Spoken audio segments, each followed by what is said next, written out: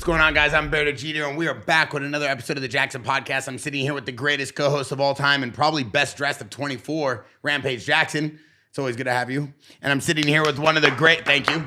Oh, thank you, yeah. TJ. And I'm sitting. Yes. Thank you. And I'm sitting here with the 2024 Jaxxon Podcast Award for the best MMA analyst, TJ Dillashaw. Yeah! Hey, where was my and all that shit? Yeah, brother, it's just not the same how it used to be. You know what I mean? I know, yeah. Y'all just forgot about me. Y'all like, fuck Rampage. Well, you've been in Vegas for a week partying, brother, with Joe Schilling. Maybe it's because of some guy talking about how good you're dressed. You know what I mean? So they don't want to cheer for that. Yeah, you know you're right. I mean? Yeah, you're right about that. I give you that. TJ turned into a comedian now that he's on the podcast. TJ, I like this side of you. I think the whole internet likes this side of you. You showed us a different look this year. I think everybody's liking TJ except for Anthony Smith. Oh. Yeah, I would say that, TJ, I really feel like you went above and beyond to just kind of directly attack him this year. And I don't feel like that was needed. What did I even do, though? Oh, you know that game. You just asked me if he's going to be a champion, and I said no way. And you're like, why? Well, I love Anthony Smith. I love him too. Because he gives up in fights. Lionheart? Yeah, he seems like a great guy. Hey, I have nothing against him. Don't start that shit. Listen. Yeah. This guy, he just had a death. Yeah. One of his good friends. So you guys have some compassion and some respect. Exactly. Okay, Bear? R.I.P. I couldn't imagine going into a fight with that. I couldn't imagine either, brother. Shout out to Anthony Smith, though, and all joking aside, Rampage brings up a good point. We do want to send him our love and our respect to Anthony Smith. He is a warrior. He did do a lot for the game, and he loves fighting. Hey. And the fact that anybody who loves fighting, we love him, we support him. Can you imagine, TJ, you training for a fight and your coach, or is he like his coach or his best friend? It's like coach and best friend, it seemed like. Yeah. And you training for a fight, you're in training camp, and then he dies all of a sudden while you're in training camp? It'd be tough, man, but I think the same way I kind of handle every like shitty situation is I try to flip it into like somehow, turn it into a positive. Like, what would that coach want me to do? He'd want me to go out there and get the win, right? Like, that's what I guess that's what I'd like. I thought about this because of this situation. I was like, what would I do in that situation? I was like, I'd probably try to go out there and fucking fight my ass off and get the win for him so that I can have a victory speech for him and tell him I love him, that kind of shit, You wouldn't have pulled out of the fight? Probably not. I probably would have pulled out of the fight. I don't like pulling out much. You don't pull out. That's why I got so many kids. All right, we got to jump right into this. But no, let's talk about this. First, boom, look at this drop. Oh, damn. Yeah, man. We just hit the shelves of Sprouts. It's grass fed. This week. Before we jump into the podcast, we're going to talk about Randy Brown and Brian battles. But before that, we got TJ's grass-fed collagen. Oh, this is how Luke Rockhold stays so exactly. I was bringing it. I was like, if anyone wants to be as good looking as Luke Rockhold, you got to be drinking this collagen peptide protein. I want to look good. Yeah, man. Is that the product you were telling me Luke be taking all the time? Yeah, exactly. It's good. It's good for your skin, good for your hair. It is good for your joints as well too. You should get this. You get some more hair, get some more girls. It's our ultimate like our beauty supplement, man. Do I just mix it with water? Yep, water. I brought it for you, dude. Oh, thank you. Yeah, I knew you love it. I'm your second choice because you brought it for Luke. No, I brought it to say if you want to be as good looking as Luke. Okay, I do want to be. Rampage isn't good looking. No, you seen the chicks he's pulling? He's getting these chicks. Oh, he got a thing out here. What are you talking about? What are you talking about? Oh boy, he got a thing out here. What are you talking about? She be running around with Rampage. He be looking all sorts of happy today. But we just hit the shelves this week in Sprouts nationwide. Everywhere you can get it, collagen protein. So if anybody wants to get Wild Society, TJ's brand, it is available at all Sprouts. Sprouts nationwide. I love that. Yeah. And congrats, TJ, on all the success on that as well. Thank you, man. We're ending the year on a great note right here. The team's looking great. Everybody's looking good in business and in the ring. Rampage, you were looking phenomenal. I see you training with Coach Yogi. So you got a fight coming up still, right? I will get more into that as soon as it's 100% guaranteed. Right. I'm not we ain't doing gonna that whole, talk about it this time. Yeah, I'm not doing that whole Shannon Briggs debacle again. Shannon Briggs. Yeah, I said I'm not doing that whole Shannon Briggs debacle again. I wasted like three fucking years of my life trying to fight that. Wait, before we move on, I heard that you ran into Shannon Briggs at Art Basel outside of a nightclub. You pushed him and he fell over a trash can. Is this true? That's not true. I hope so. Can you validate this is true or no, not? It's not true. I haven't ran into him. Okay. But if you did, you would push him over. I ran into Jake Shields and Nate Diaz and Vegas and Joe Schilling in Vegas. Joe Schilling. How do you think Luke Rockhold felt about that? I don't think Luke Rockhold cares if I bump into some of his opponents. Like it happens. He hangs out with some of my opponents. Did Luke win? Yeah, Luke won. He won, yeah. All right, so we got a big battle here. And I ain't talking about Brian Battle. I'm talking about the weight cut that Brian Battle had to go through before he had to go battle Randy Brown. TJ, you know about weight cut. Why do you think our boy Brian Battle couldn't make that weight cut. I don't know, man. I've never missed weight in my life. Wow. Wow. That was wow. I gave him a layup to talk about how hard it is to weight cut, and he wanted to throw it right back. The weight cut should be the easiest part of the job. It's the hardest part. What That are you seems like saying? the hardest part. It's all science, dude. What? Science, What? nutrition, hard work. Like, TJ, not okay. Very- Science, like look, nutrition, hard work. going into a fight that's Yeah. so uncontrollable, and all these things that are happening, and media, and all this shit. Weight cut should be the thing you don't have to think about at all. You just get it done. It's like you and the scale. There's no like, yeah, maybe you even get sick. So what? You know what I mean? Like, He's a different breed, bro. He's a different breed. Yeah, I know, TJ. You're very, I would call this strategic and scientific with how you cut weight. We know that. And 100%. you're one of the best to ever do it. But not everybody has the same discipline and the ability to go to those lengths. do you want to be a weight. champion? I would love to be a champion. but I Okay, don't then fight. where's your fucking discipline? Wow. You know what I mean? You ever miss weight? No, never miss weight. Exactly. All Thank right. you. Thank you. And you're a champion. Yeah, Exactly. I'm Two, checking, two different organizations. All right. So, okay. So maybe we're going to hear from him this week. We'll figure out why he couldn't cut weight. Yeah, I mean, Let's get into nice to this. hear, Randy because 4 Brown. pounds is a lot. That You know is what a lot. I mean, like that's a big misadvantage for Randy Brown coming into a fight. The guy that missed weight not only by a pound, 4 pounds, still took the fight. You know, like, yeah, sure, you get deducted, you get some of his purse. What is but that, it's like, 20%? I think it goes up by like more weight you miss. I don't know. I'm not sure. So Brian Battle has to give up 20% of his purse to Randy Brown? Yeah. Really? Yeah. Oh, wow. Yeah. But dude, like Battle goes out there and wins a fight. You come out with a big advantage of being the bigger dude and feeling better and like stepping on. I mean, it's worth more than his 20%. That's for sure. Because now he's got a continued win streak. He's continued to build his brand. I think it's bullshit. For smaller guys, I would assume that every pound matters. Well, 4 pounds is probably hard for you guys like me. 4 pounds, like it's just 4. I got 4 more pounds to go. Just that's So if he's 4 pounds over, he's probably walking around. I bet the day of this fight, because they weigh you when you come out, I bet he's 200 pounds. no way. He didn't look 200 pounds out there. What do you look like? He probably was like 185. When I weigh at 35s, I walk in at 152. It's 17 pounds heavier. Jesus. Right? So, I mean, he's a bigger dude. He could walk in 25 pounds heavier. He was already 4 pounds over, right? So that's 199 pounds. How much did you saw camp at for your fights though? Like what? Like 54, 55, you know? I like usually when I'm 7 days before my fight, if I weigh 150 and I'm hydrated with Coach Cal's algorithms, I made weight.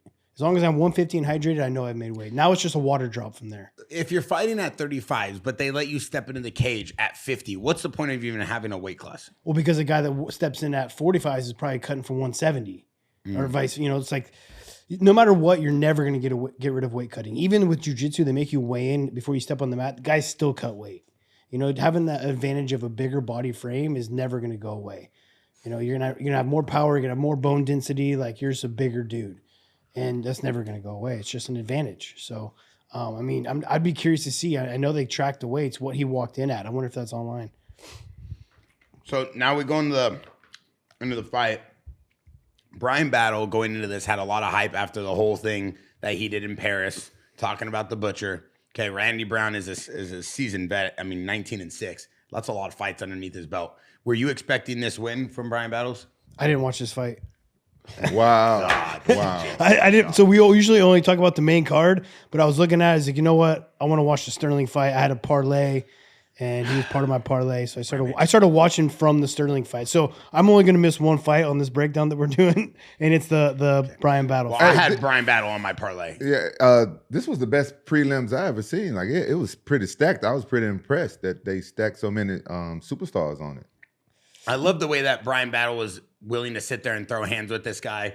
Crazy overhands, the way he was able to sit there and exchange. I felt like a lot of people discount this guy's striking. I know you didn't watch it, TJ, but I do love Brian Battle. I think he's a great fighter. I think he has a lot of potential in the UFC. Seems like he's got a great personality too. He gets on the mic and does a good job. He looks good after all the weight he's lost. Like he's flashy. He's showing it off. Like, What do you think about his fighting style, Rampage? Anything you want to add into that? I like his fighting style, but I noticed that his opponent, Mr. Brown, was like more bouncy and moving around and stuff like that. And Battle, he was more like me. I don't think I move around. I'm not bouncy. He was just like more like the Terminator. He just walking him down like he didn't care. He didn't care about head movement or anything. He just felt like he was real confident. it's because you're a power puncher, right? Like you got power in your hands. Like you're a threat just without having to move your feet, right? A guy that maybe doesn't pack as much of a punch, moving their feet, moving their heads, and catching you off guard is how they're going to get the knockout. You're going to get the knockout with just brute force. Yeah, I never like moving around a whole lot because Makes you tired. Yeah, it makes me tired. I think I need to jump more rope. What do you think? Yeah, hell yeah. Jumping rope is great. Jump rope, diet, just road work, right? Like that's why a lot of boxers run too, right? Just the repetition of that and getting that coordination from it. But then that's why they jump rope all the time as well. Excuse me, Barry. When I'm talking to TJ about fighting and what things I should do, you should shut the fuck up. So he should stop running. Yeah, stop running his mouth. You're running your mouth. Exactly. You're not gonna tell me. I have no problem with stopping running my mouth. But I need to see more There's cardio. no way you can stop running your mouth. I need to see more cardio from you, champ. There's no way he can stop You have a fight coming up, okay? Eating guacamole and chips at Joey's don't count as a workout, brother. Than you do hitting mitts. That's right. Oh, don't say that about his mitts. He's been doing great lately with Coach Yogi. Don't make fun of the way Rampage hits mitts. Rampage. How did you feel about Battle's performance? No, it's good. I had him on my parlay. I mean, he came here on the podcast about 3 weeks ago. I just love his energy. I love his enthusiasm. He has a lot of respect for Rampage. I always like fighters that respect like the veterans and the champs and the guys that came before them because it just shows their character. Like off the camera, the guy's very respectful, very humble. He knows how to put on a good show, which I think the UFC needs more of. And I love the fact that he's an American fighter who's willing to talk the talk, walk the walk, fight anybody. Missing the weight cut kind of hurt me because I would just say professionalism-wise, it just shows like I don't know if the UFC is going to be able to count on him for a big fight card. God forbid something happens. So I think that I'd be curious to hear why. I'm sure he learned his lesson because he probably gave like 20-30% of his purse. That shit hurts. You know when he was here last time, he went out to La Vida. With you? No, not with me. I went to La Vida maybe a couple of days later, maybe a week later, and people come to me. Oh yeah, I was here with Battle, man. He was a cool guy, and they loved him. Everybody said he was super humble. Took pictures with everybody. He was cool. Orange County loves him. And you bring up a point of like the fighter being here and he's cool, like catching a different side of him, right? Rather than being in the cage. I don't think you're probably going to come across a fighter that most of them are that way. Most of them don't have a chip on their shoulder. They train day in and day out. Everyone gets their fair lickings when you're in practice, and it's kind of hard to have a chip on your shoulder when you're that way. When it's professionally, like when you're on camera, when you're talking shit, and you're building up a fight, it's different. But in person, I'd say 90% of the guys are super cool. You bring up how guys get their fair lickings and training. I'd rather get my lickings at home at night later on. Lickings? I think we all would. Lickings? Yeah, we know you don't know anything about that. What do you lick? He ain't doing the licking, dog. What do you lick? What? You don't know what to lick on a woman, Bear? No. Oh, we're talking about a woman licking. You lick your women at the gym, or you like licking her at the house? I thought you were getting the lickings. You were right. Yeah. But he's been given the lickings. Yeah, he be giving it. He don't even know what to lick on a woman. No, brother. There's all sorts of things you could lick. You could start at the bottom. You could work your way up. Yeah, I get that. But I'm saying, why would I do that at a gym? It's unsanitary. No. We won't do it at a gym. Have you ever licked a woman's armpit? No, I have not gone to those ventures of the like. That's a unique area, right? That region is undiscovered. You're supposed to love every inch of a woman. I would lick her armpit as long as it's like she don't got no deodorant. Even if it smells like red zone. I'm not licking nothing smelly. Are you sure? I'm positive, 100%. So this guy's like the pickiest guy with food. I could imagine he's a picky when it comes to his women, he's a too. very picky eater. Yeah. I can't believe how picky of an eater you are. We'll go into that later because we got to talk about that. That actually upsets me sometimes. It makes it hard to order for you. Look at Brian Battles wearing the Jaxxon 10 millimeter Cuban link chain. And he also had our brand new JX1 watch. He does look good in the necklace. That guy's incredible support. And look at once again, a lot of respect. And he threw that on after the fight. Yes. You know what I mean? So Brian Battles, shout out to you. You're getting a win bonus from Jaxxon, and you're not even an official athlete. It'll help that 20% you lost. Yeah. Brian, we're going to make a GoFundMe for the 20%. And I love the fact that he's right back at it with his little signature. The crowd is booing. I'm going to say this right now. Why a crowd booing a fighter after they win, whether they win in a dramatic fashion, a slow fashion, or a stalling sort of fashion, is the most disrespectful thing. These guys are willing to die in this cage. They're fighting for their lives, and you're going to sit over there and boo a guy after he wins? Like, that's the craziest thing. The UFC should like literally have a noisemaker and just make the crowd sound like they're cheering. Bro, that was my first time. My first time when I fought Chuck, my first time I ever been booed in my life. That's when I had a big disconnect from the fans. I used to be like real fan friendly up until the end, and I got real bitter and salty with the fans. And so now, ever since then, I'm only cool with the Rampage fans. Like the other fans, like when people come up to me all the time, "Are you Rampage?" I'm like, no. Hell yeah. But you just gotta. So I've been booed. Like, have you ever had a "fuck you" Rampage while you're fighting?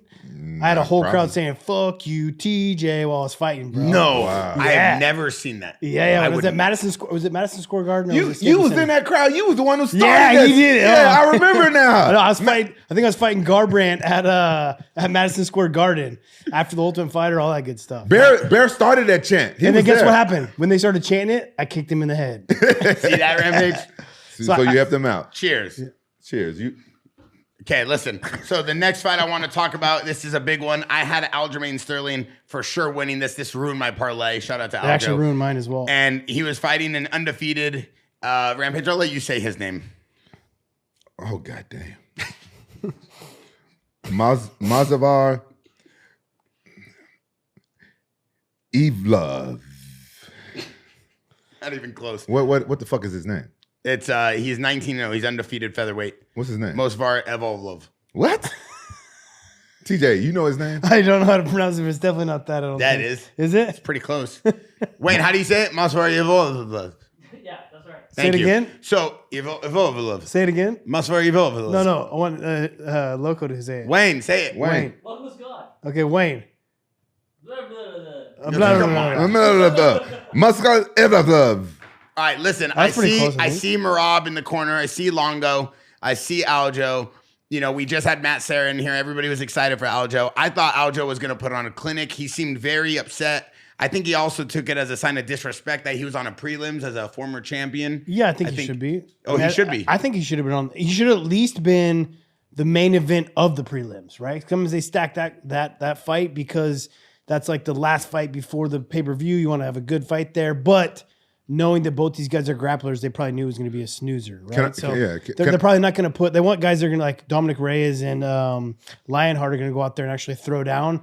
They want to get the people going. Can I say want to something? get the people going before the pay-per-view, so they get them to buy the pay-per-view. Can Please I say something? yes. Can I say something with all due respect? Yes. Okay, with all due respect, I think that Nate Landhiller should and the child Duhu, they should have switched with Aljamain and this nigga name I can't pronounce. God. Yeah, dude, did you watch Choi's fight?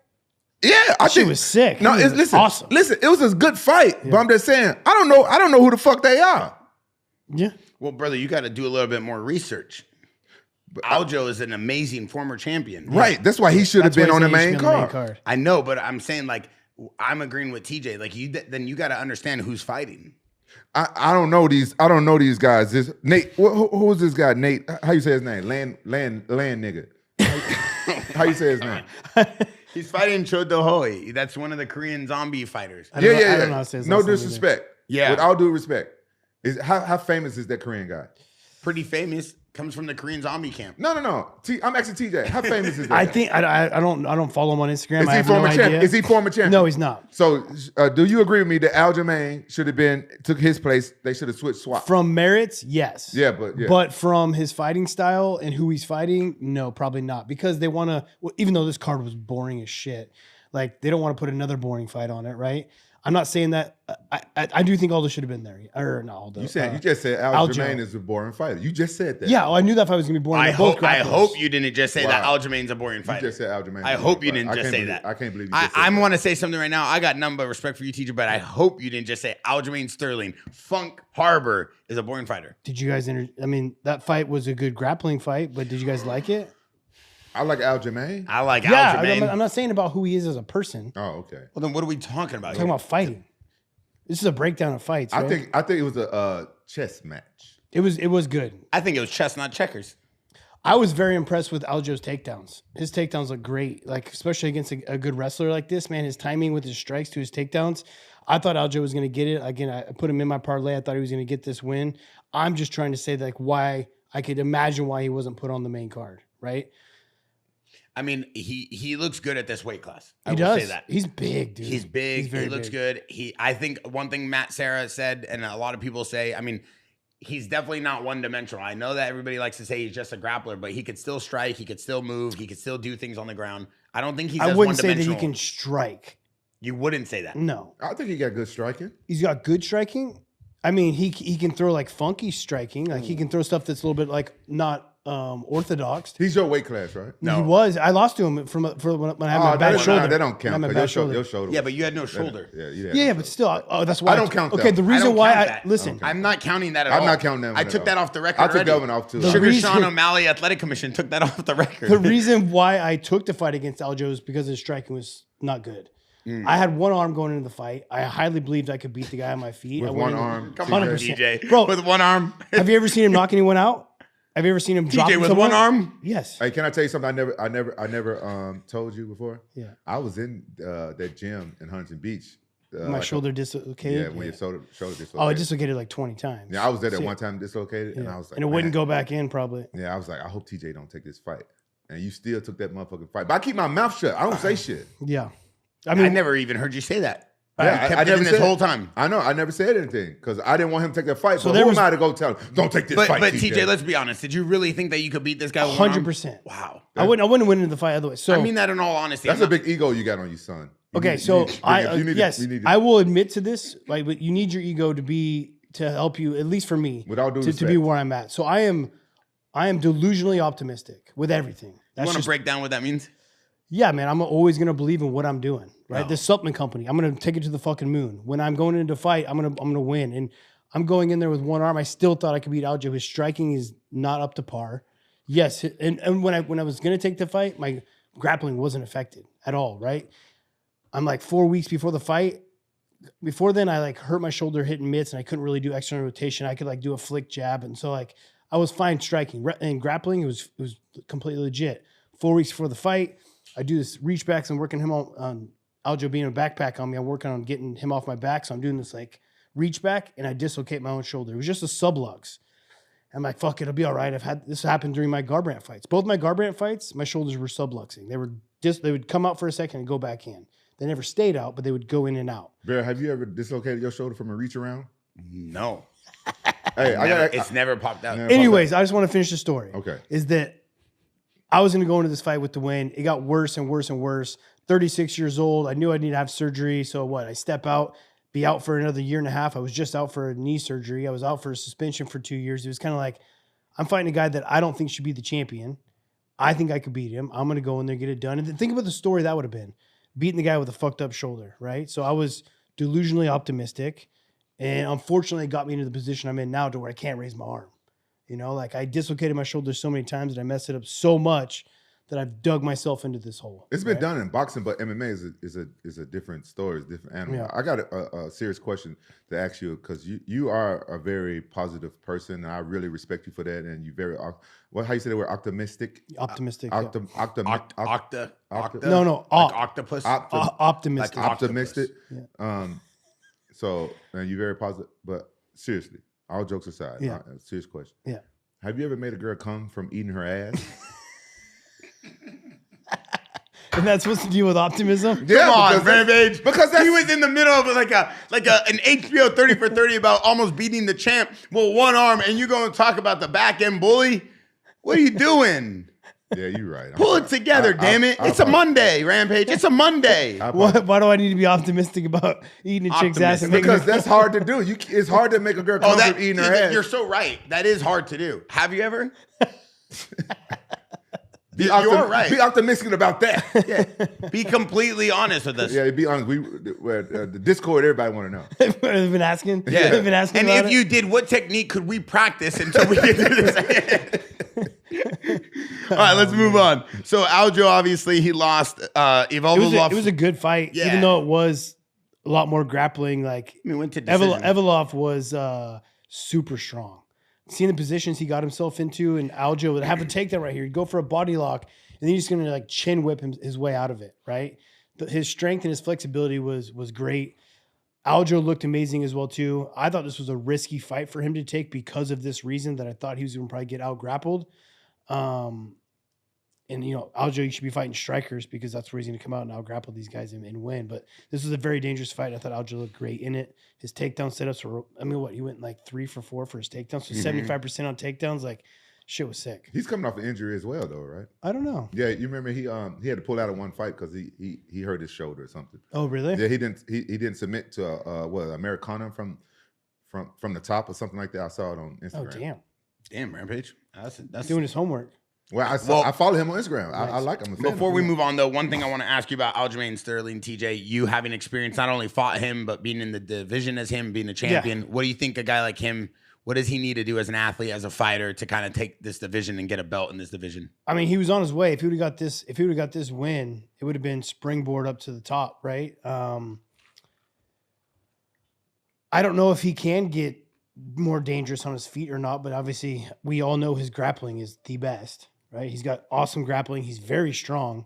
And his takedowns are great. I mean, I wish he'd be a little bit more deadly on his feet for him to beat a guy like Ilia Topuria.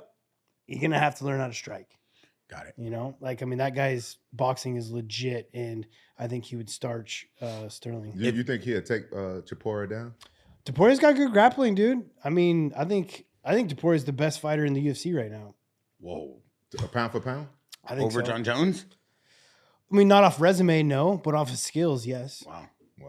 That's a big statement coming from TJ. Yeah. TJ, what do you think on a scale of 1 through 10, if Topuria is a 10, in your opinion, what do you think Aljo is right now? He's like a 8.5. Oh, that's pretty high. I mean, that's a lot more. Just because of how great. Yeah. Well, it's just how great his grappling is, dude. His back takes are second to none. There's no one better than on their back. So it's like you got to give the guy, flowers where he's good at, right? So he's fantastic. He's just got those holes to where, like, to be a champion, you got to be up there towards that 10, and he was there. He was the champion, and you can never, ever, ever take that from him. If you were still in the UFC, how would you fight Topuria? Be a tough fight, dude. He's a firecracker. I would have to use what I was hoping Holloway's going to do is use some more angles, right? Never stand in front of the guy. He's fast. His boxing crisp. I'd try to get outside his shoulders. I'd try to switch my stances up fighting orthodox and southpaw.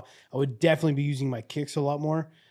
He could block kicks, but it keeps him at a further distance, right? Setting up my kicks. You definitely try to wrestle with him. I'd say his striking is more dangerous than his grappling, but his grappling is great as well. Is he a black belt? I don't know. Who, Topuria? Yeah, Topuria. Topuria's boxing, I'm looking right now. I was looking online. I think he'd be a legit boxer. They said that his boxing, he is good enough to be a boxer, fight professional boxing fights. So that's like a pretty good standard.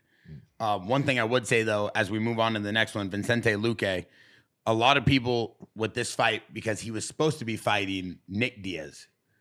Nick Diaz ended up having to pull out or whatnot. And then they put this guy in place. They're both 33 years old. They both came in at 170. It was a welterweight fight. But a lot of people talk about Vicente Luque. He fights out of Killcliff. He's been here before, right? Yeah. He was on a podcast. So he fights with Gilbert Burns. He fights with a lot of these guys. And a lot of them have been talking about the way he fights, his overall training program. Is there anything about this guy that you've seen, TJ, from him that shows that this guy could go get a belt in this division? He's well-rounded. Definitely. I'm a fan of his style. He looks good. That anaconda he slapped on was fast. He split that guy's jab with that cross he would land and put him on his ass. I think he's definitely well-rounded enough to climb the ranks. This is the only fight I didn't see because I invited my friend over and I used it as a cheat day. I ordered some pizza and some Raisin Canes. A cheat week? A cheat day. Cheat week. Oh. Cheat day. Cheat week. Cheat day. And what? Do I look fat right now? No. No, not at all, brother. And my friend wanted to turn up the volume and he changed the fucking channel. By the time we got it back, the fight was over. It was like the only fight that got finished. The only fight that they got, and I missed. I mean, this was like a 50-second fight. Oh. It was good. Watch, Yeah. right here he's going to split the jab. Or no, maybe it is a cross. Let's see. He comes in hard, though. Who's this guy? Who's the guy he fighting from South Africa? Isn't this the guy that got a Temba- house from The Rock? Yeah. Oh, he got a house from The Rock? Garimbo. Yeah. He had like $7 in his account. He tweeted it. The Rock saw it, and Rock hit him up. Right there. He went inside the jab and hit him with the right hand. So as the guy was coming in, he split it and hit his own right hand. So it's like a car crash. Two of them coming in at the same time. That's why the power is even more. But that anaconda was sick. Yeah, and he went out fast, too. Oh, man. He grabbed the inside of his leg. He didn't even try to get out correctly. I think he was already asleep. I think it's one of those blood chokes Mm. because when you like getting your airway choked, it takes longer for you to get unconscious. But when you get it across the side of the neck, Yeah. like you're out. You can go out in a couple seconds. Was this a short notice fight for the South African? Yeah. How you say? I his don't know name? how short though. How you say his name, Bear? Temba Godimbo. Timbo Gordimbo. Yes, I believe that's it. That's how you say it. Yeah, this was a big one. You see Henry Hoof in the corner, Vicente Luque getting his big win. I mean, that was a minute into the fight. I'm excited for Vicente Luque. I think he deserved it. This guy is all heart. He's been on the podcast before, and he definitely gave it all. You could see this. Oh, that's a beautiful right straight. How short notice did this guy take the fight since Nate? I have no Nick idea. I don't know how short notice it was, but I do know that I believe the original fight was supposed to be Nick Diaz. All right, now we got two light heavyweight legends, Dominic Reyes, Anthony Smith. Before we even talk about Anthony Smith, TJ, I do want to say Dominic Reyes, this guy, I'm excited to watch this guy just back in action, swinging for the fences. And like you said last time, the guy literally is a guy who just attacks and fights like an unorthodox street brawl style fight. But it seems like this guy's ready for war at all times. Like he came into this fight ready for war. Yeah, I think he's got his confidence back. He went on a 3-fight skid where he's got knocked out, which, that will destroy a lot of people. Like to come off of those knockouts and to feel good and to feel confident in yourself and confident in your skills, that's a very hard thing to do, but he's mentally tough. He's bounced back. It's his second win since. A tough opponent on Anthony Smith, and he went out and went for it. He looked good. He looked real good. Good distance. I mean, I'd love to see the Reyes that fought John Jones. I want him to come back and look like that again. Do you believe that he beat John Jones in that fight? It was close. Do you believe he beat John Jones in that fight? I'm gonna be honest. I've never seen that fight. I've only seen highlights, but I've heard from many other fighters that he was the first one to beat John Jones. Yeah, I mean, it was one of those fights where it's like, John Jones was the champion, but still, I thought Reyes probably did enough. It was a close fight. Yeah, but you got to beat the champ to be the champ. Exactly. Amen. Yeah. I love that, Rampage. You know what that means. I know what that means because I lost my belt that way. Yeah. So here we go. Anthony Smith. And I saw an interesting interview from Dominic Reyes that said that Anthony Smith at one point was just telling him to just hit him. Yeah, and so I actually want to bring this up. There's parts in this fight, there's parts in this fight where Anthony Smith showed some dog, right? Like Anthony Smith was coming forward. He's like just like almost headbutting the guy's jab. And I want to see that Anthony Smith. That's when he's dangerous. When he's offensive, he's coming forward. Like he's a dangerous fighter that way. He's got good right hooks. He's setting things up and he's like just coming for broke. But then there's also the Anthony Smith that gets on the single leg and just, takes some elbows and doesn't let go of the single leg and then gets taken down. And again, you're going to have to kill me to get me to stop, right? Like, and when he was having that dog when he was on his feet, he's like, all right, like he's going to get out here. He's going to fight. He's got a lot of emotions that are going through his head right now. And he's going to use that and channel it to the right energy. But unfortunately, it didn't end up that way. His mind wasn't in Oh, I can imagine. Yeah. So But that's what I'm saying. Like when he was in those exchanges on his feet and he wasn't like cowering, I was like, all right, he's going to channel this energy and he's going to come after it. I wasn't like rooting for one guy or the other, but like you always want everyone to be as confident as they possibly can in their own skills. Yeah, at first I was confused. I was like, why does he want that leg so bad? But it just when you figure out, like his mind wasn't in it, then you be like, oh, you never know why people do things. Yeah, I mean, and it's not even just the leg. It's even when he was on the ground and like Reyes was just like elbowing him. He wasn't like, I mean, even Rogan was talking about it. It's like his leg was out. He wasn't even trying to stand up. It was like, where's that fight? He probably wanted to. Some people deal with death and stuff different. And Yeah, he probably of course. wanted, I couldn't even imagine. Yeah. Yeah, because you See right here. Look, he's like, come on, bring it. Throwing right hooks back. Yeah. Like that's how he needs to fight. Yeah. I mean, not exactly getting punched all the time, but I mean like that kind of attitude.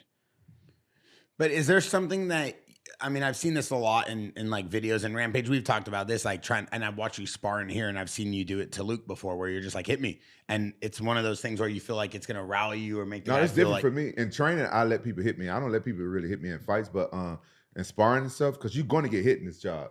And me, I'm not afraid to get hit. And when I sparred Luke for the first time, I hadn't sparred in a long time. So when I'm sparring, I do let people hit me. It fires me up a little bit. It gives me give me that little edge of Rampage to come out just a little bit, and and it makes me try harder. But that day with Luke, I was out of shape. I hadn't sparred in a long time, so I wanted to get hit. But in fights, I don't do that shit. Yeah, so there's no need to do that during a fight. No, for me. No, I don't think so. About that attitude though, I want that no matter what's going to happen, you're going to fight attitude, right? Like stare fear in the face and go after it. Like everyone's scared to step in the cage. Everyone is. It's just about how you deal with it, you know? And what about this part of the second round where it's like 3 minutes in and you see, you know, Dominic Reyes is kind of like on top of him. He's throwing these side elbows and he's kind of like jumping, not even like jumping guard. He's just like trying to put him in a guillotine, but he doesn't really guillotine him. It seems like he's toying with him, or it seemed like he just didn't want to end the fight somehow. no, I just don't think he wanted to give up position, right? Oh, like, got why it. go for a guillotine when you're going to stay on top? Like, I'm not a fan of guillotines unless you got a really good one. I wouldn't say like I'm an expert in guillotines. So, like, you're going to your back. So, like, he's in a very dominant position to win the fight and stay on top and get the scorecards the way you want him to. Why even chance it? It's like going for an armbar when you're in mount. It's like, unless you're really good at it, don't do it, you know? So I think he's just Got it. controlling position and looking for the win.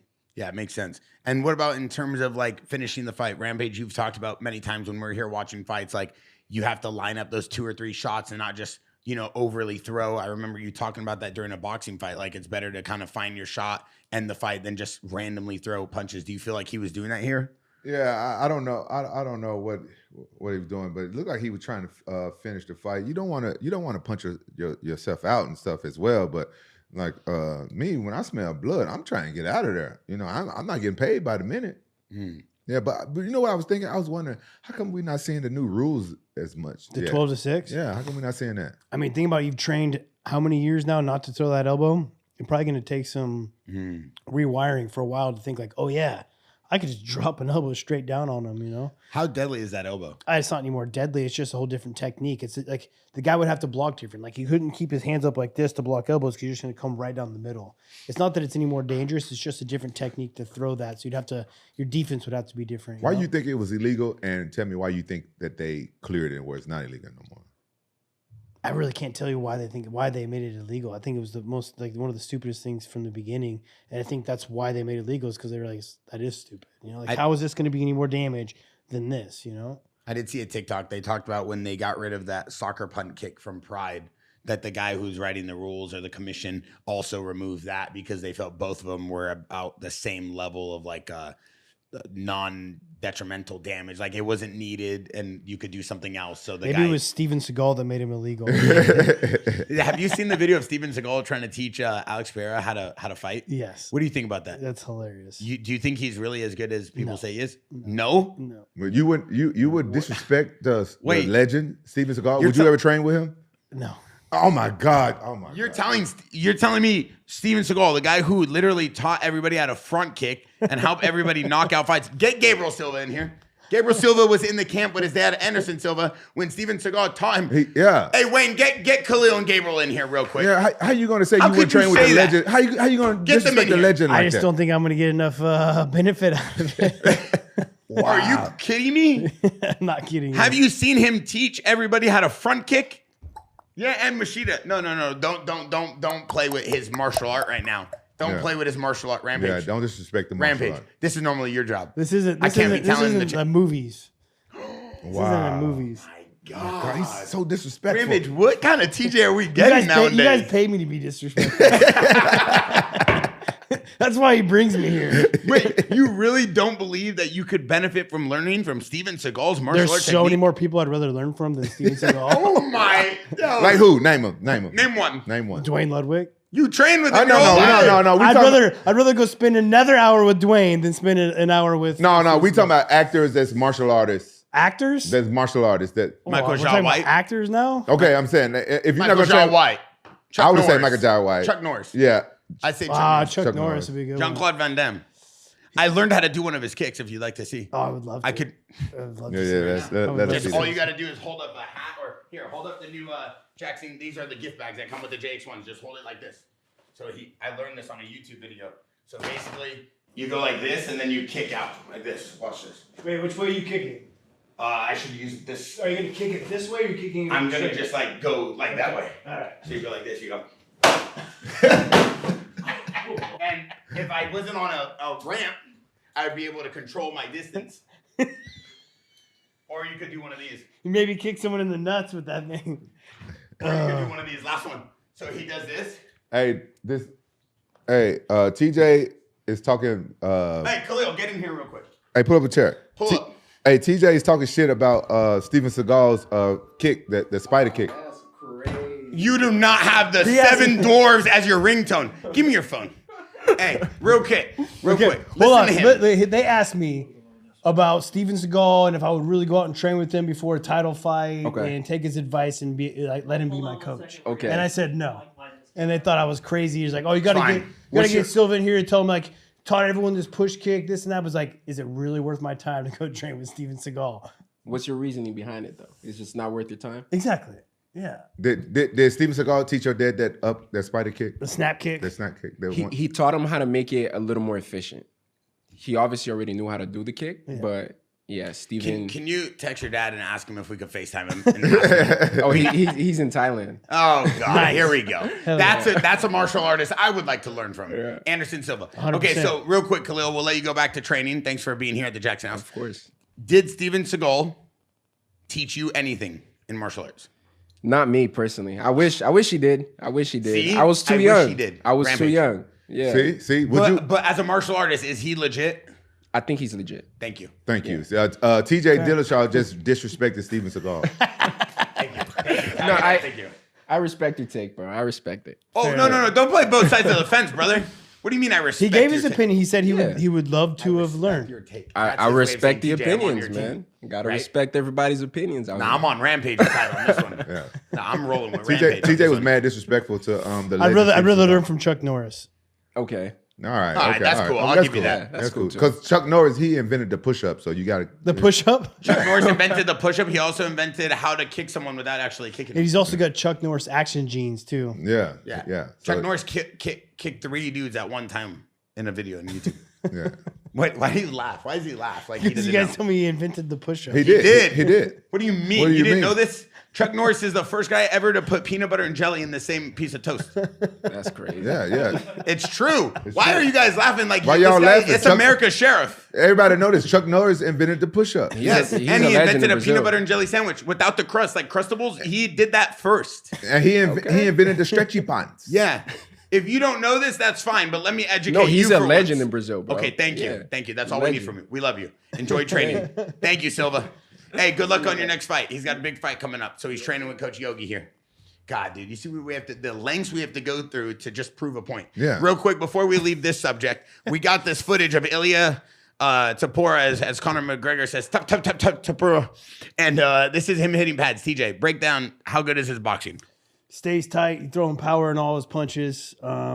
He's quick, man. He stays in the pocket. He's quick. He's deadly. Deadly when it comes to the boxing. What about the shoulder twist and the extension of his arms? It's all on his hips. Yeah. Yeah. Is he a short puncher, big puncher, long puncher? Short. Short. Yeah. I mean, he's more short, right? He can punch Yeah. long, but he's more of a short puncher. That's where his power comes in. Look how his tight hooks are. I'd love to see him fight one of those like those boxing matches that they be doing. Who would you want Celebrity him to ones? fight? Tank. Oh my That would be God. dope. Yeah. Trevante Davis versus Ilya Tapora? Yeah, Who I'd would like to see win? that. I'm going with the MMA guy all day. Yeah, MMA I'd all go with day. Ilya. Because I I'd think love Ilya to ride would- with Ilya, but against Tank, Tank is deadly though. dude, that left hand of his, Yeah, but Ilya's got a chin and he's got a body. He'd work the clinch more. Tank I'd love wouldn't to know what see to it. do. That'd be awesome. Yeah, but no, Tank, come on, got more experience. Is probably the better boxer, but I would never go against any MMA guy. Yeah. Well, you're just a cut from a different cloth. I love his Rampage. right uppercut, left body. That was one of my favorite combos when I was fighting. It would be throwing that uppercut to get their head up and then digging the body after. It's so awesome. Was there anybody in your career, TJ, as we go into the next fight, that really taught you a lot about boxing specifically? I've worked with some boxing coaches. But I'd say more dynamically, I've worked with a lot more. I mean, Julian, how do I say his last name? Damn, I should know this. I'm going to butcher it right now. He's up at Brick House. He's awesome. He's a great coach. He's probably one of the best boxing coaches Yeah, I've he worked works with. with Coach Yogi. What's his awesome. name, Bear? Yeah, Julian. what? He works with Coach Yogi. What's his I don't know name? his last name, but he works at Brick House in LA. Chow? Yeah. Is it CHUA? That's why I couldn't pronounce it. But anyways, Julian, he's like been one of the smartest boxing coaches I've ever worked with when it comes to boxing and like picking things up and setting traps, and he's just got a great eye for it. He's almost got like the eye of The Tiger. yeah, there we go, of an older coach who's been around the game for a long time and can see things. He just picks it up so fast. He's really, really good. We've seen, and as we go into the next card, Well, I gotta ask one question. Yeah, I want to yeah. ask you guys this. about the last fight against Anthony Smith and Dominic Reyes. Like, Yes, sir. He got very emotional in his interview and talking about it might be his last fight. Do you think it should be his last fight? Not a chance. Do you think it should be his last fight? No, I think he should do at least one more once he get past this loss that he suffered like outside of the cage. I saw him taking his gloves off. I thought that he was going to put his gloves down in the middle of the cage right there and there. And I kind of feel like his corner man talked him out of it. But I would like to see him get in there at least one more time to see. Maybe go out. Okay, so would it be a plan to hopefully go out on a win? Yeah. Do you think he should continue to try to make it to the top? Yes, always. I don't know about running for the belt, but he needs to go out on. Let me tell you something. Anthony Smith has an amazing skill outside of the cage too, and that's called being an analyst. Yes. He's also very good on the mic. Yes. Let me just break this down to you because sometimes you don't let me talk, and I ain't having it no more. He has an amazing career outside of the cage and an opportunity that a lot of fighters don't have. Yep. If he takes too much damage in the cage, I'm scared that he won't be able to be as fluid and as quick as he is. Also, at the same time, I think that some people need to realize there's chapters in life, and this may be a chapter, but if he's going to be in it, he's got to be all in. Now, if he doesn't think he's going to get the title, then go out with one more fight, get some more money, and then go be an analyst and go as hard as you can. And then close that chapter and have some closure because I feel like the guy has an amazing career ahead of him. You talking like MMA fighters get their brain punched in like boxers where they lose their speech. We do get fucking punched. But not like boxers though. Not true. But he's never okay. If Brother, you know what I mean. Why are you cutting Yes. off? Why are you If cutting No, off? because you doing this thing again where you're making me look bad. Okay, the Discord's gonna go nuts. Now, I'm you not know making what you I look mean, bad. brother. I'm not making you making yourself look bad. Talking about Brother, he gonna get his face punched in where he ain't gonna be able to do his analyst job. He's not a boxer. Rampage. Let me tell you something. I don't ever stand up. Well, sit your ass down. Okay, you're right. My bad. So listen, let me tell you something. He can do more things than just fighting. And sometimes fighters and life and doctors and attorneys, they need to be told this, that you're not who you are in life based off your job or your profession. He has a lot of opportunity outside of the cage. If he can't go get the title, someone needs to be there and be a good friend and a good support and say, this is the best you're going to do here. Now it's time to go further your career and your life and explore all these opportunities and blessings he has. That's what I was going to say. Like when I asked the question was that I agree with Bear. Wow. Oh my God. Take a lap mix in a water, champ. When it comes to like, okay, maybe take one more fight to come out on top just to do that. But you should be thinking towards the end of his career, right? Because he has a fantastic opportunity to be an analyst. And like Bear said, he's good at it. They're already putting him on it. So go for it, right? Like he has an outlet. He has an outlet to make money, has an outlet to feed his family. He doesn't have to fight. And I don't feel like he really wants to fight. You know, otherwise I feel like he'd maybe have a little bit more fire.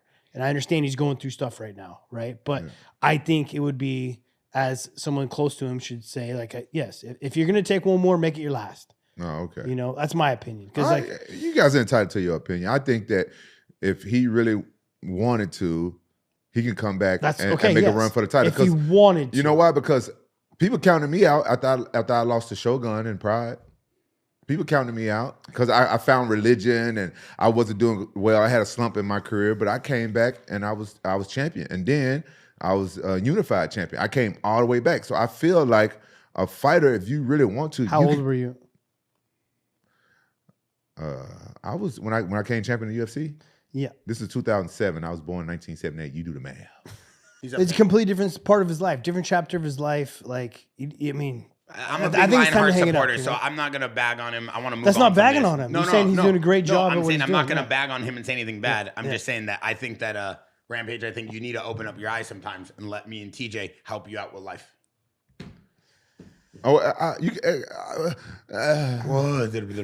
I got something you help me out with. Y'all notice, you see this Pride? They got me and Chuck Liddell doing Pride fights in the video game now. Yeah, it's incredible. It just came out. It's insane. What video game? UFC the UFC. Game? It's an update, right? Yeah, it's an update. So they got a Pride FC fight because they just re-released this video I was talking about on UFC Fight Pass YouTube. It's got 100,000 views in 10 days. It's the 2003 Pride FC Final Conflict fight. It's Rampage Jaxxon versus Chuck Liddell in round 1.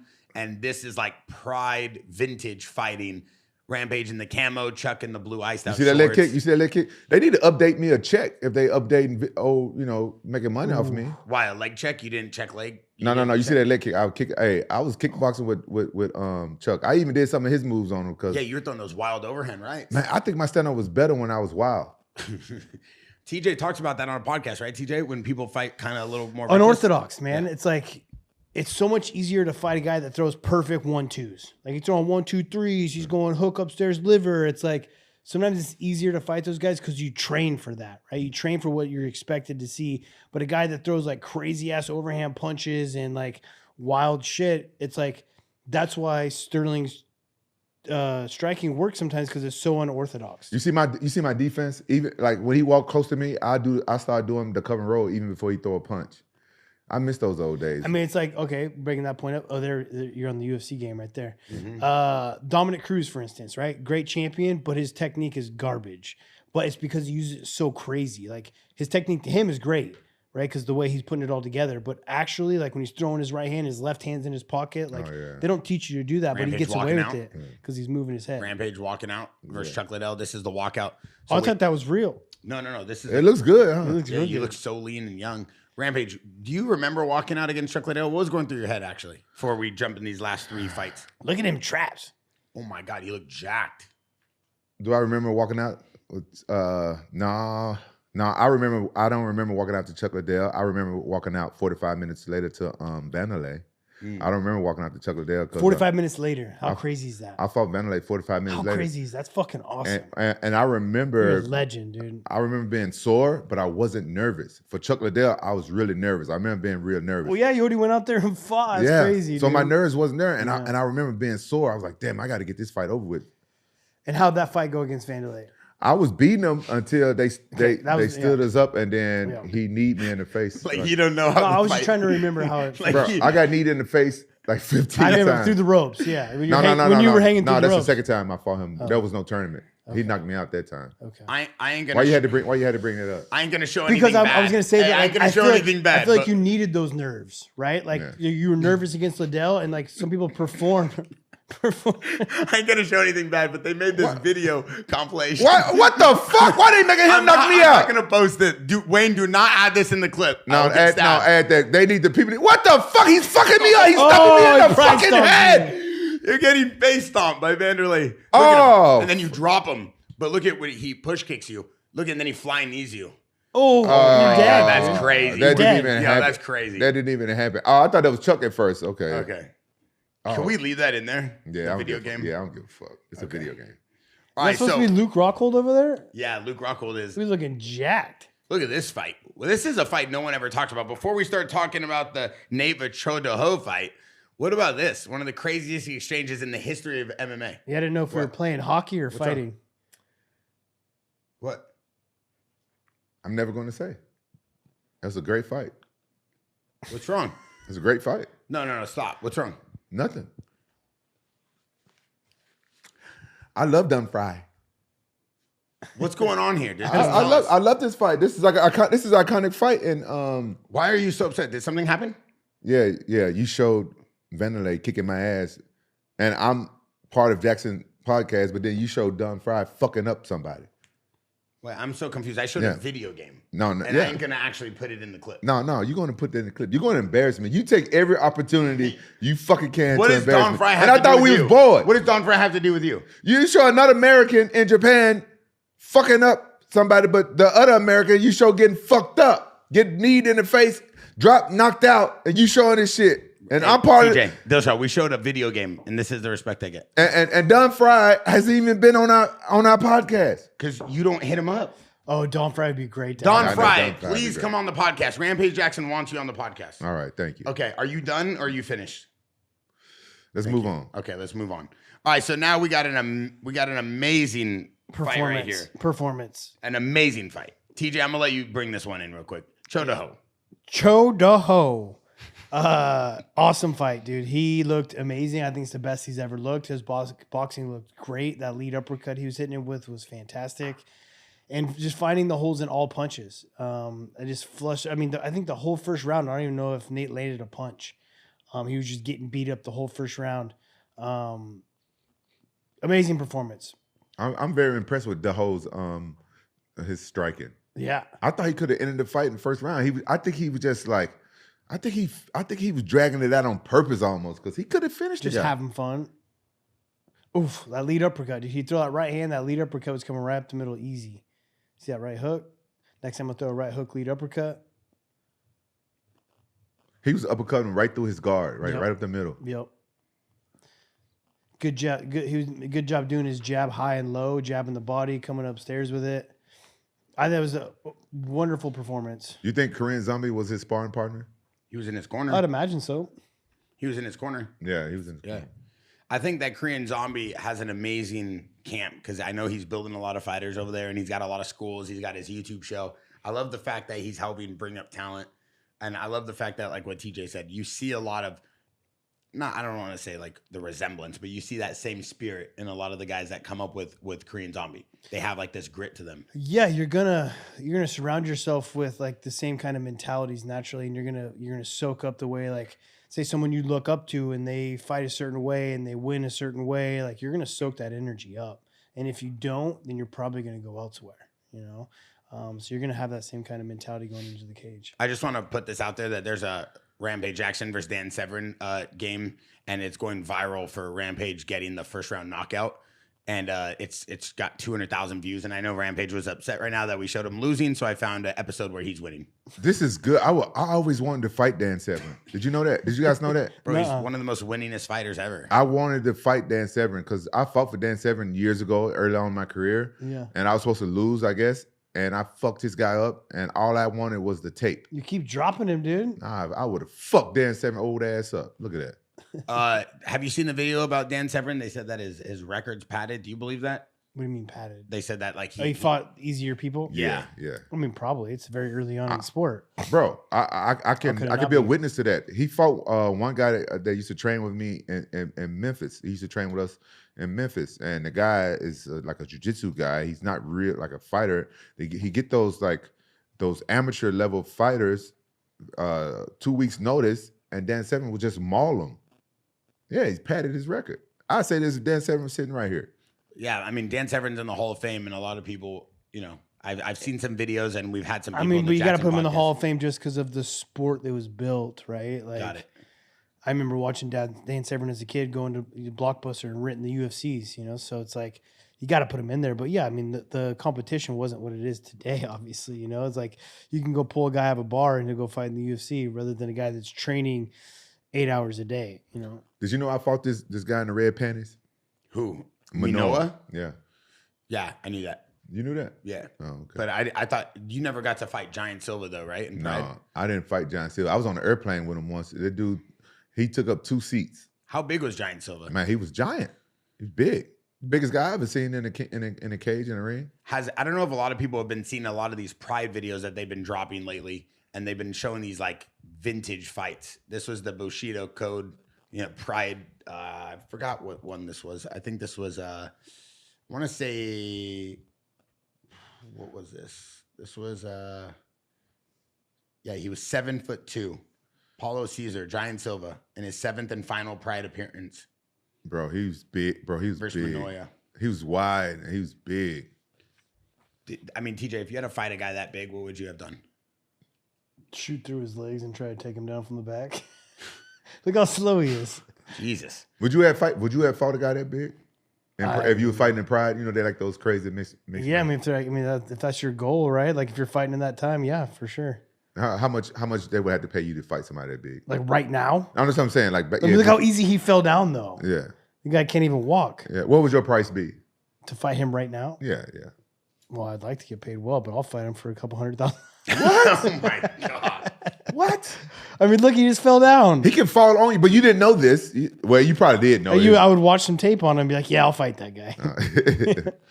All right, so now let's move into the next one. We got Bryce Mitchell versus Kron Gracie, and this is a controversial fight, as a lot of people said Kron Gracie had something to prove on this fight. He came out last fight, I think Chael Sonnen said, you know, he did some sort of an apology video that the last fight Kron Gracie was in, that he wasn't really ready or wasn't prepared and he felt bad. So he was going to come back and really make a difference. And the last fight, you know, based off his strategy. And I've been watching these videos all week on UFC online. So now we see Kron Gracie finally make a comeback, and he's fighting against Bryce Mitchell, who is just thug nasty, aka. You guys paid me to be an asshole, okay? So Oh, God. this fight it was atrocious. This fight, Atrocious. What does that even mean, Rampage? dude. I don't know. Going from the Choi performance to these guys striking was just embarrassing. This looks like it should have been an amateur fight. Both these guys. Tell us how you really feel. These guys' TJ. striking skills. It So was you- just. It was garbage. You think this should have been on the prelims? Yes. Oh God! Come on, guys. Bryce Aljamain Mitchell's a Sterling legend. should be where those guys were. Okay. Aljamain Sterling and Evolov or whatever his name is should be where those guys were. What about Bryce Mitchell? He's nasty. Bryce Mitchell, he's getting famous. I see him on TikTok all the time. Yeah, talking he about does a flat lot earth. of- Because he says a lot of like ridiculous stuff. I mean, the last time he fought, he got knocked out cold by Josh Emmett. He took that fight on short notice, though, I believe. But Yeah, Josh Emmett put the power on him. yeah, it destroyed him. But I just after watching Daho, after watching Daho fight, and then this one, it's just kind of like a little bit embarrassing for the sport. Oh, I remember how this fight ended. Yeah. I was like, oh, damn. And then how about just pulling guard and then doing nothing with it? Like I'm gonna pull guard and then just hold on to guard, and I'm not gonna go for arm bars. I'm just gonna chill, Why do you think he was doing it? Why was it? What was his strategy? not get beat up. I Is don't that know. really a strategy? Just not to not get hit? I guess maybe. I mean, does he really want to fight? I mean, it's like he's pulling guard and then not being active, other than just kind of holding on to the guy. And what is Bryce Mitchell supposed to do? Right? Like he's doing what he's supposed to do. Hey, Bryce Mitchell, he ended the fight in great fashion. That was though. nice. That finish was good. But what about Kron Gracie? He's a Gracie. That name has to mean something. There's a lineage there, right? I mean, it means something to the people that actually did what there's. I mean, yeah. Don't say no. Don't say nothing disrespectful. I'm Come not, on. I'm, not about the it's- Gracie I'm name. not saying it's a lineage, yes, but like he didn't build that lineage. Wow. I knew it was coming. I knew it was- I knew I it knew it was was coming. coming. Like, Come on, Come TJ. on, It's a TJ. Gracie, He a brother. I Gracie, know, bro. but what? You know, but what? What do you mean? So it's like they're saying that my son just got to be a champion now because his last name's Dillashaw. Well, if he's a Dillashaw, I would expect your son to be a champion. He might want to be a fucking cheerleader. He Well, might that's not want to what be. Dillashaw's do. He might want to be a cook. He might I don't know what he wants. That's But the not what Gracies, Dillashaw's do. but the Gracies, they're known for having Brother, excellent jujitsu. Yeah, And I mean, he's then- got good jujitsu. He just Okay. didn't show it in this fight. So why doesn't he go do like flow grappling or UFC Fight Pass and be a jiu-jitsu, be a grappler and try to? I don't think he can win those either. Oh, no, my God. Oh, my God, God. TJ. You don't think Kron Gracie can go win a jiu-jitsu tournament or We can win a grappling or jiu-jitsu Nicky Rod tournament, CJI yeah. or No. Super Cup with Leo Vera? No? No. Dude, he's a Gracie. He's a Gracie, bro. what? He's a Gracie. What? He's a Gracie. He's a Gracie. He's a Gracie. Hey, guess what? He's a Gracie. Oh no, don't make the jokes. I'm Okay. not, dude. It's okay. I'm not saying anything bad on the name. I'm saying I know. his performance was. But don't you think he's an incredible jiu-jitsu athlete? I know nothing about the guy other than his last name. That's what we figured. No, that's what we figured. That's what we thought. That's what we thought. That's what we thought. thought something like that. Yeah, but we didn't want to say it. We didn't want to say it because you was disrespecting Kron Gracie. Come on, dog. You should never disrespect not one. If it wasn't for a Gracie, we wouldn't even have the UFC. Fair. We wouldn't have none of this. Fair. Hey, can you go easy on TJ? No, He's No, hell being no. raw. He's being honest. He's being real. And you're over here being soft. I don't want him to be. That's how I am. Yeah, no. TJ shouldn't say anything bad about anybody with the name Gracie. I agree. You should not. So he had a great performance, Rampage. no, we're not Yeah, saying that. he had a great performance. He said, "Yeah, Yeah. Rampage, He did no. good. Yeah, he He did. did He did a good He did job. a good No, job. he Okay. did. You don't lie to our audience. Okay. He didn't have a great. Okay, don't say nothing bad, dude. Don't say nothing bad. No. I didn't Rampage, say. you don't don't say talk nothing about a bad. Gracie No. like that, brother. No, I didn't say nothing disrespectful. You said he didn't build that lineage. I'm He telling did it. Hoist when he comes here. He did it. He's letting the lineage continue to live on. Let me ask you an honest question and no joking aside because There's we love plenty Hoist of, like, Gracie. what about Gracie Baja Hickson, Gracie and Hickson Baja, Gracie? yes. Like all those guys are letting the lineage move on. We don't need Kron Gracie to go out there and pull guard and look horrible on national TV. You know what I mean? Like, Oh my God. Does Does he the have his name- own school? I don't know. Does the name Gracie mean something still in MMA, in the 100%. UFC? Okay, good. Yeah. Good. Why would it not? just wanna Who's the make best Gracie fighting right now? Neiman Gracie. Yeah. He was in Bellator. He trained out here. He's still in Bellator, right? Yeah, Bellator PFL. He PFL, that's right. Trained over here at Ruka. Met him a few times. Great great. fighter. Will Great- we get another great Gracie in the UFC in the future? you Hopefully, think? yeah. Yeah. Yeah, I think so. I think we need one. I think we need one. Yeah. We need one. That name is synonymous But with that's fighting. a lot of pressure. You know what I mean? To have that name and to go into the UFC and to have to deal with that, that's a ton of fucking pressure. I know it is a lot of pressure, but you know, you got to be able to perform under pressure. You just got to put it out in the back of your mind, be like, fuck it, you know. I mean, yeah, if you're mentally tough enough, yes, I would love that. But it's like me, like putting my son into wrestling. It's like I almost want to like, while I put his name on the brackets, change his last name until he gets better at wrestling. You know, Wait, It's like, your son is wrestling right now, right? yeah, he's wrestling right now. It's And I awesome. saw you wrestling at a high school the other day. Yeah, that is incredible. Can you imagine this guy rolling into your high school wrestling with your team? How are you doing that with your shoulder? Not the greatest. I can't even raise my arm, but I got good defense on this side. You know what I mean? Keep my arm low.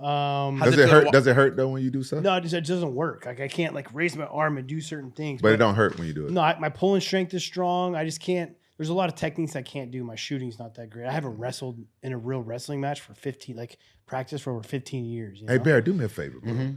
Hit up your boy Elon Musk Yeah. and get him a robotic arm. I'm actually probably going to have to get a reverse shoulder replacement. So they're going to throw a bunch of metal in it. I'm going to wait till the summer because it's about to be show season for the nutrition company. I'll be in a bunch of shows. I don't want to get surgery right now. I love it. I can't wait to see you with a nice shoulder. I mean, it's not going to be the best. It's just hopefully I can comb my hair and raise my hand in the air and take a drink of water normally. That'd be nice. Before we move on from the Bryce Mitchell fight, I want to say this highlight that I found on YouTube, not to keep bouncing around, but I got to talk about it. It's the Bushido Pride fight. And we see Manoia just flying kick Butterbean, and Butterbean just tosses him off of him. That's a drop kick. Why are you bouncing back and forth? We want to talk about the slam. I know, but I got to ask TJ what he thinks about this Butterbean fight versus Manoia. His name is Manua. I Manoia. never watched it. Manua? Manua. But you fought him, right? Yeah, his name was Manua. Oh, how was he as a fighter?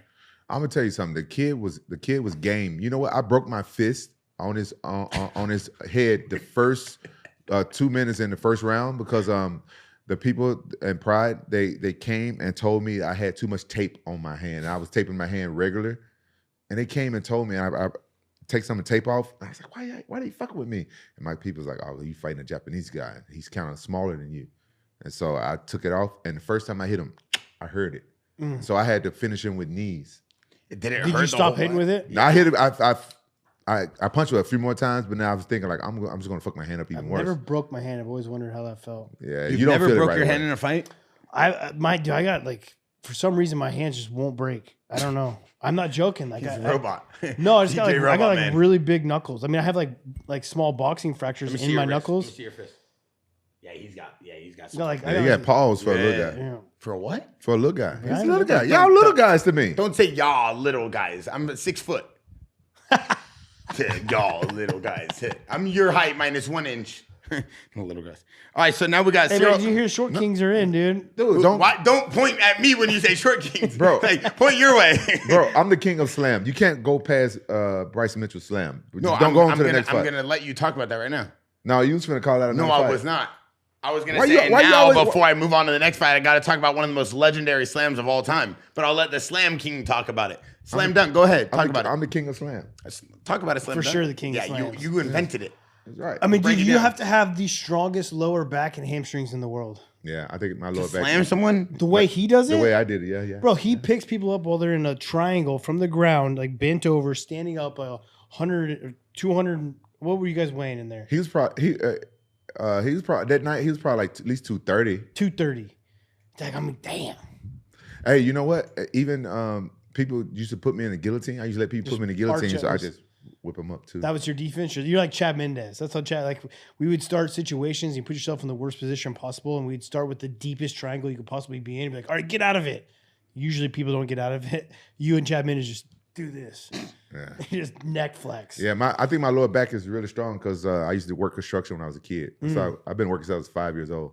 Yeah. His Rampage's family, interesting fact, and himself helped build the bridge in Memphis. The pyramid. The pyramid Oh, in dope. Memphis. Yeah, Yeah. my family owns construction companies. I was looking at it one day, and Rampage goes, "I know all about that." I go, "Where is it?" He goes, "Memphis." I go, "How'd you know that?" He goes, "My family built that." I go, wow, that's Yeah. incredible. Yeah, we have All right, good- Rampage, you got to break this down for us real quick. Yeah, Chrome Gracie made a big mistake right here, pulling guard, and he got slammed and he paid Opening for his legs and jumping on another man. it. Yeah, you can't pull guard like that. God, TJ. Bryce Mitchell took advantage of it. Like I would have done the same thing. That was a textbook mistake by Chrome Gracie, and he did it right in the middle of the cage. You for sure deserve that if you're jumping guard like that. Look at it. He pulled guard, jumped Look at guard. this. You see how he knocked him out? He put his arm across his neck, and it forced it slammed started it. Yeah. Oh yeah, and it bounced his head off the. That elbow he hit him with was gnarly. And that UFC cage is stiff. It don't give like it's a not as Pride much ring. bounce, yeah. No, it's not much bounce. What do you think he was thinking by jumping guard? What do you think Cron Gracie thought he was going to be able to execute from that position? I was hoping not to get knocked out. That's for sure. I mean, I look at a lot of this internet talk because that's kind of how I like to see what people are saying and what they want to hear. Live. You live on the internet. I live on the internet, and a lot of people are very upset that he tried to pull guard. A lot of people are upset that he wasn't throwing hands. A lot of people are upset with his performance. Do you think he should stay in the UFC? I'm not the only one that's being mean around here. I'm just repeating what I heard. Do you think he should stay in the UFC? No. No. What should he do? He should roll some jiu-jitsu. All right. That's what you think, TJ Dillashaw. Do you think Cron Gracie can come back from that, Barry? As a guy who hasn't been a fighter, I will tell you this. Who did he fight? He lost before business- this too, right? Yeah, he lost before this. As a business What's his record in perspective, the UFC? I would find it hard for an audience to want to get behind watching him again. I feel like that would be a hard one. Oh, he haven't had that many fights. He don't got that much experience. He's 5-3. He only got 8 fights. How do you know? The paper tells you. Oh yeah, good call, dude. I'm not that Smart that dumb. man. He said the paper tells you. The TJ. paper tells you. He's TJ. 5-3. What's his record in the UFC? Then let's see. That's probably his UFC record, right? Or that's his full record. That's his full record. That's his full record. Yeah. He only got 8 fights, Yeah. and he's fighting a guy that's 17. Rampage, It's you'd because be of his proud me. name, Rampage, dude. you'd It's be like- proud of me. This was yesterday. I pulled a Rampage Jaxxon on Gabriel Silva when we were training. So he put me in an arm triangle. And then Oh, I you just- did. Oh, you did. Yeah, Oh, and but then he stood up though. He stood up, and then I dropped him. Oh, And that's then I good. tried to put him in a rear naked choke. I've been training jiu-jitsu every day Why you doing jiu-jitsu with shoes on though? because I need more grip. Is that bad? What kind That's of bad. shoes are those? Those are Jordans, brand new Jordan 4s. What? Yeah, you They're don't brand do new. They're the reds. They're Yeah. like the What hardest. size you wear? 11s. Damn it. Hardest pair to get. No. You don't do jiu-jitsu with Jordan. No, I had to though. No, you don't. Did you like that move right there? That was a good move though. He won once in the UFC. He's lost 3 in a row now. Oh yeah, that's not good. Alex, what's it? He used to go by some ninja name. He was a 35-pounder as well. So now let's move on to this big one. This was one of the most controversial fights of the year. We even saw a video of Dana White saying that he got screwed.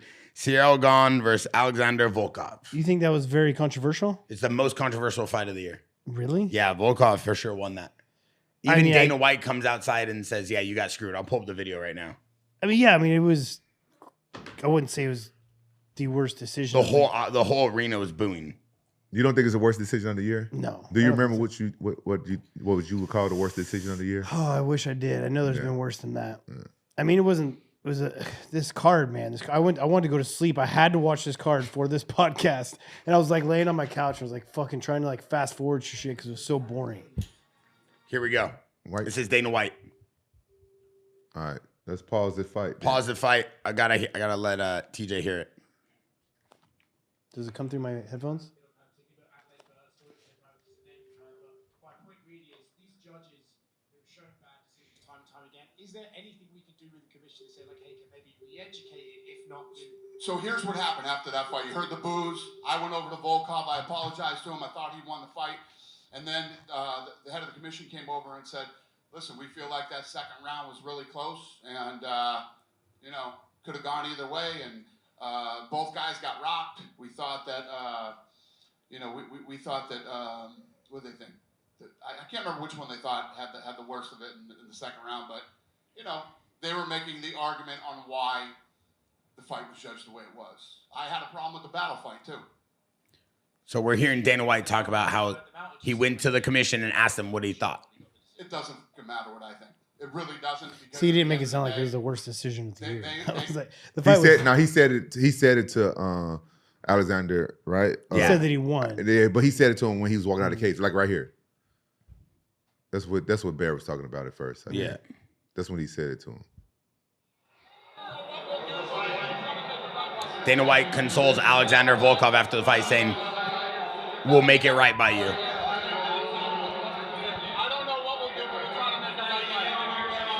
You're gonna give him a check. That's probably not going to happen. Yeah. So So I think the main reason why a lot of people think that Alexander Volkov won is mainly because of the last round, right? He controlled the whole last round, did he not? Or did you fall asleep during that fight? No, too? I mean, I watched it. It wasn't that great. I think what the best thing landed in that fight was that spinning back fist he hit. Oh, right? yeah. But I mean, I thought it was. I mean, it wasn't a robbery, that's for sure. But it could have gone the other way. Yeah. You don't think it was a robbery? No, I don't think it was the worst decision of the year. That's for sure. Okay. My personal opinion, but I mean that's just my personal opinion. I would, yeah. What do you think about the way that Cyril Gane is fighting? Do you think that he can kind of be a threat in this heavyweight division, or do you think he's all hype? I think when he's like sticking to his kickboxing and really throwing slick combos, I think he's good. He can catch some guys. I don't know if he focused so much on wrestling. That's the only thing he went to. I don't know. I think his wrestling looked a little better, and he got His up off his wrestling back. definitely looked better. Yeah, he got up off his back. Yeah, You know, it look like you can tell that he's been working on which his is awesome. grappling, his yeah, wrestling. which is good for him. But you can't forget what got you there, though, too. You know. Right. I mean, a lot of people look at Cyril Gane as a guy who can kind of control this heavyweight division, be a big name. You know, coming into this fight, I believe he was 1 or 2 in the rankings. Wayne, do you know his actual ranking going into the fight? It says right there in the gray box by his name. Oh, 2. 2. Yeah, so I do know that a lot of people feel like this guy could be a big draw for the UFC. Do we feel like he has the fight IQ, the fight potential to be that guy? He can be, yeah. I mean, he's been in more entertaining fights, and I like his kickboxing when he's actually going for it and throwing it. Right? I don't know why. I mean, I think maybe he felt the threat of the range of Volkov, but I think he's a very, very well-rounded athlete. I would like to see how he does against Aspinall. Have they fought each other yet? No. I think Aspinall would run through him. Yeah. Aspinall. I said Aspinall. He would That's run his through him. name. Yeah, I know. You say Aspinall, and That's it his made me name. say Aspinall. It's Aspinall. Oh, you guys shitting me. You guys quit. Hey, No, it's quit. like I say Aspen, Aspen? and they say all. Oh, Aspinall. Aspinall. No, That's no, what- no, no. yeah, Brother, yeah, there's Aspinall. a P. Say P, like say As. Pushing P. No, say Aspinall. Oh, Aspinall. No, There no, we go. no. Yeah, no. that was perfect. Close, That's his close. name. That's his close. name. Yeah. Aspinall. Yeah. So I think that Kane, what's his name? Gang, Cyril Gane. Sarah Gunn. I think that he would. I'm just bad with names, guys. Yeah, we good. know, brother. We It's know. part of the show now, though, yeah, too. yeah, you know? we love it though. Don't worry, people respect you for okay. the reals. Jaxxon, Discord. and Jaxxon YouTube. fans, and YouTube. YouTube, and and everybody. all people of all sorts of colors, race, and Raise it. I ethnicities. apologize that I'm bad with names. Apology accepted. It took me 2 years to learn how to say Bear's last What'd name. you How do you used to call say me? it? Yeah, okay. So now as we move on into the Degidio. Degidio, it's not Degidio. DiGiorno. He used to think I was delivering. No, Yeah, sir. I thought he owned sir. a pizza company. He thought I was delivering. No, sir. This ain't delivery, brother. Yeah, you know what I mean? Yeah, but look, if He thought it Sarah, was DiGiorno. like I was saying, if Sarah Gunn didn't break his toes, I think we would have saw a different. How hard is it to fight I don't with broken feel like toes? you actually feel your foot when they're broken. No, I'm pretty no. sure I broke my foot when I kicked some No, things. Like, you dude, said my that- my foot looks like a balloon the next day after kicking. I mean, TJ, you're superhero. no, I'm not. Superhuman. Yeah, But You're like you're Wolverine. also, I'm not at all, but you have like an adrenaline going that you don't really feel it. bro, he broke a couple of his toes, not just They're one. not even broken. They're like snapped in half. Yeah, yeah. Maybe, yeah. I don't What did know. he do? He kicked the elbow or something like I that. don't know. Kicked him in the esophagus. I want to see his toes heal up and him fight Aspinall. Why you want to see Cyril Gane's toes? Jesus Christ. No, dog. come on. You I'm got not a toe like you. fetish? No, I'm not like you. I said I want to see Cyril Gane's toes. I said I want to see his toes What's heal up up. with the knee pads and the They ankle both have guards? the ankle guards on, huh? Looks like Rampage and Pride. What's up with all Wow, that? I never wore knee braces in a fight. You wore ankle guards in Pride. That's when I was about to kick. That's how you know I was going to throw some kicks. Hell yeah. Oh, what that's do good. those do for you? It's like I'm tell- That's a serious question. I'm asking, like, what do they do for you? Like, why'd you wear He them? said, "Why you wear knee pads? What those? No, I not never you. wore knee pads. He talking about the ankle. I used to tape ankle sleeves. Yeah. No, I never wore the sleeves. I used to tape up like a Oh, Muay they were Thai. tape. Gotcha. I never wore the Yeah, I can sleeves. see that, yeah. Because I'm flat foot. The sleeves would hurt me. Gotcha. So I wore the tape, and that's when I would kick. Because I felt like it kept my shin and my foot. Because you get that little pain. Yeah. Right? I hated that.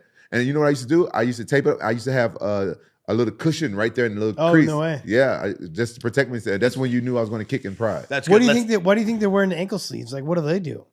Yeah, some You Muay think- Thai is there people wear tape it. underneath them? Maybe they taped on it. I mean, that's good, Rampage. Wear something just to let your opponent know you're gonna kick that you. Yeah, never I And then didn't he give a fakes fuck. him out and hits him with the right that hand. he normally never would wear. Yeah, but I wore them several times. I didn't care if they knew I was going to kick. But these guys, some of them, they probably wear it for traction. Traction, you think? Traction Yeah, control. so it won't be slippery. Traction control. But it goes underneath like where your arch of your foot is. But some people, I have a really high arch though. yeah, Yeah, some- but I thought the traction would mainly want to be on your heel. No, we don't want to be on the heels. No? Why would you want to be on your heels? I thought how that's we know where you you want the never fought. traction. Bro, you got to be on the balls of your feet, But bro. I thought you want the traction on the heel of your foot. no, Bear. Really? no, So why yeah. when we spar, you tell me to stay on my heels? I never told you that. so you Yeah, can you knock did. your ass out. Is that why he's doing that to me? No wonder everybody Why he making fun always of me. lying? Why he's Why, always lying? why everybody? Okay, that's why the gym makes fun of me. Yeah, you're not supposed to be on your heel. That's supposed to be on your knees, Bear. He said, but I like it there. Fine. That's why I got these knee Fine, I'll pads. get off my knees. God damn it. All right, so here we go. Cyril Gane gets the win, round 3 by decision. One thing I do want to say. I feel like you could have went for this Kimura a lot harder. Like he never like tried pulling it out when he had the hold of it because like he's only fighting against that guy's one arm. The other guy doesn't use. He doesn't. Volkov doesn't grab his hands together. Like he's just fighting out with one arm. Like I feel like Cyril Gane could have been strong enough to pull that out and actually really threatened a Kimura there. Yeah. And TJ, I was going to ask you for 3 rounds, obviously, to get a decision. What do you think about cardio overall? Their ability to fight at this weight, their ability to Cardio looked good. Yeah, okay, cardio. cool. Like, I mean, they didn't like. I mean, So, do we think Volkov and Gane are going to be serious contenders for the belt? what's Volkov's ranking? I think he's 3, right? Right, Wayne? Yeah, I mean they're both at the top. I think we see a rematch. Yeah, that's that'd what be I nice. want. Yeah. Fun fact about Volkov: his dad is a famous actor. He was in that movie Babe. That'll do, pig. Fun fact. Really? Yeah, that's his dad. No way. Look at watch. Put him up there. It looked like a spitting image of him. Are you Volkov. sure? Yeah, from the movie Babe. I can't remember his name, but I'm sure his last. But actors they changed their names. You didn't know that? They changed their names? Yeah, the actors they don't be their real. You think Brad Pitt's real name is Brad Pitt? Yes. I figured it was. No. No, you don't George think so? Clooney. They changed their names. Really? Yeah, actors. Dog, changed- that's not Volkov's dad. that's It Volkov's does dad. look like That's Volkov, James dude. Cromwell, dog. That's Volkov's dad. That'll do, pig. That's the movie about the pig. That's the movie Babe. That's not his dad. Yeah, his dad- That's his- not Volkov's dad. That's Volkov's That's dad. an actor. That's his That's dad. an actor acting in a movie with a pig. That's not Volkov. That's Volkov. Volkov doesn't have a dad in a movie that acts with the pig. That's his dad. Do you see what I'm doing? TJ, does that Do you not? see what I'm That does dealing look with? just like him, dude. Look at him. Looks Wait, like is that Volkov's dad? That's Volkov's dad. I'm gonna do this right now. Look it up. Volkov's I know dad. what I'm talking about. That's not his dad. That'll do, pig. It's not his dad. That's his dad. His dad is a famous actor. Okay, that's They're the same height, No, I ain't letting same you for do this. I ain't everything. letting you do this this time. I ain't letting you do this this time. I ain't That's letting wrong. you do this. You're doing Alexander Volkanovski. Okay, chill out. Two different Chill out, Volkov. champ. Chill out, Maybe champ. not. Chill out. Volkov, UFC. There we go. What's his first name? Volkov was born in Ukrainian Alexander. SSR in a family of Russian ethnicity. At the age of 13, Volkov witnessed First Man in Space and inspired him to because. Okay, no, that's not what we're looking for here. And his dad is a famous actor, and he starred in the movie Babe. Go to Reddit. Reddit will have a great answer for you. Okay, here we go. Volkov. Relatives. No famous relatives. Oh, his other name is Drago. That's cool. That's from a movie. No, bro, he doesn't have a dad who was in it In the movie Babe. The movie Babe. Because No, his bro. dad go by his stage name. Dog. Okay, James Cromwell, kids. Actually, yeah. Let's see right now. I'm done with this. See there? His kids. Alex Volkanovski. Children, Alex Volkov. 3. One is a UFC fight. I see it right there.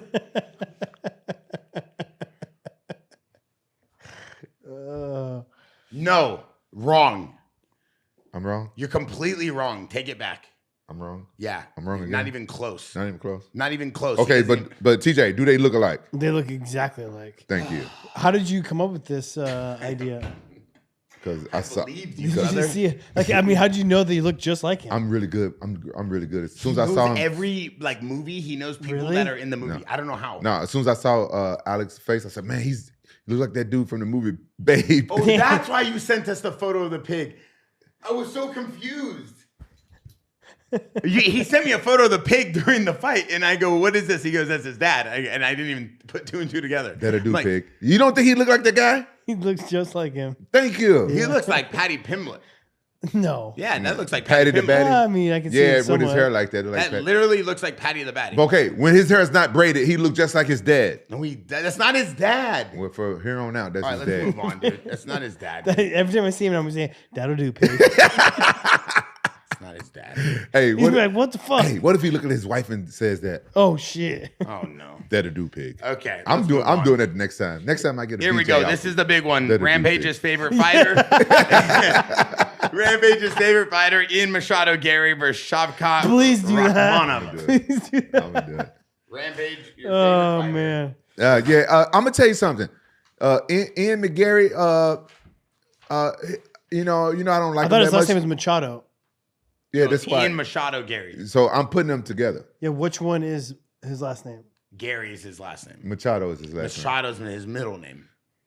So he honestly he impressed me this fight. I was impressed. I thought that they was going to give him the decision.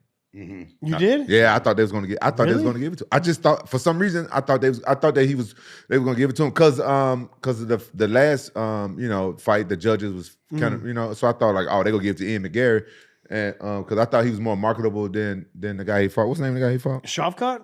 That's what I thought. Yeah, dude, Shavkat's like undefeated, all knockouts. Ian McGarry's undefeated. Yeah, not all knockouts though. Oh, okay. All Um, finishes and stuff. Look at Oliveira and Ian McGarry's corner. That's epic. Yeah, I didn't understand that. He's been He training with trains him, with Shoot the Bucks.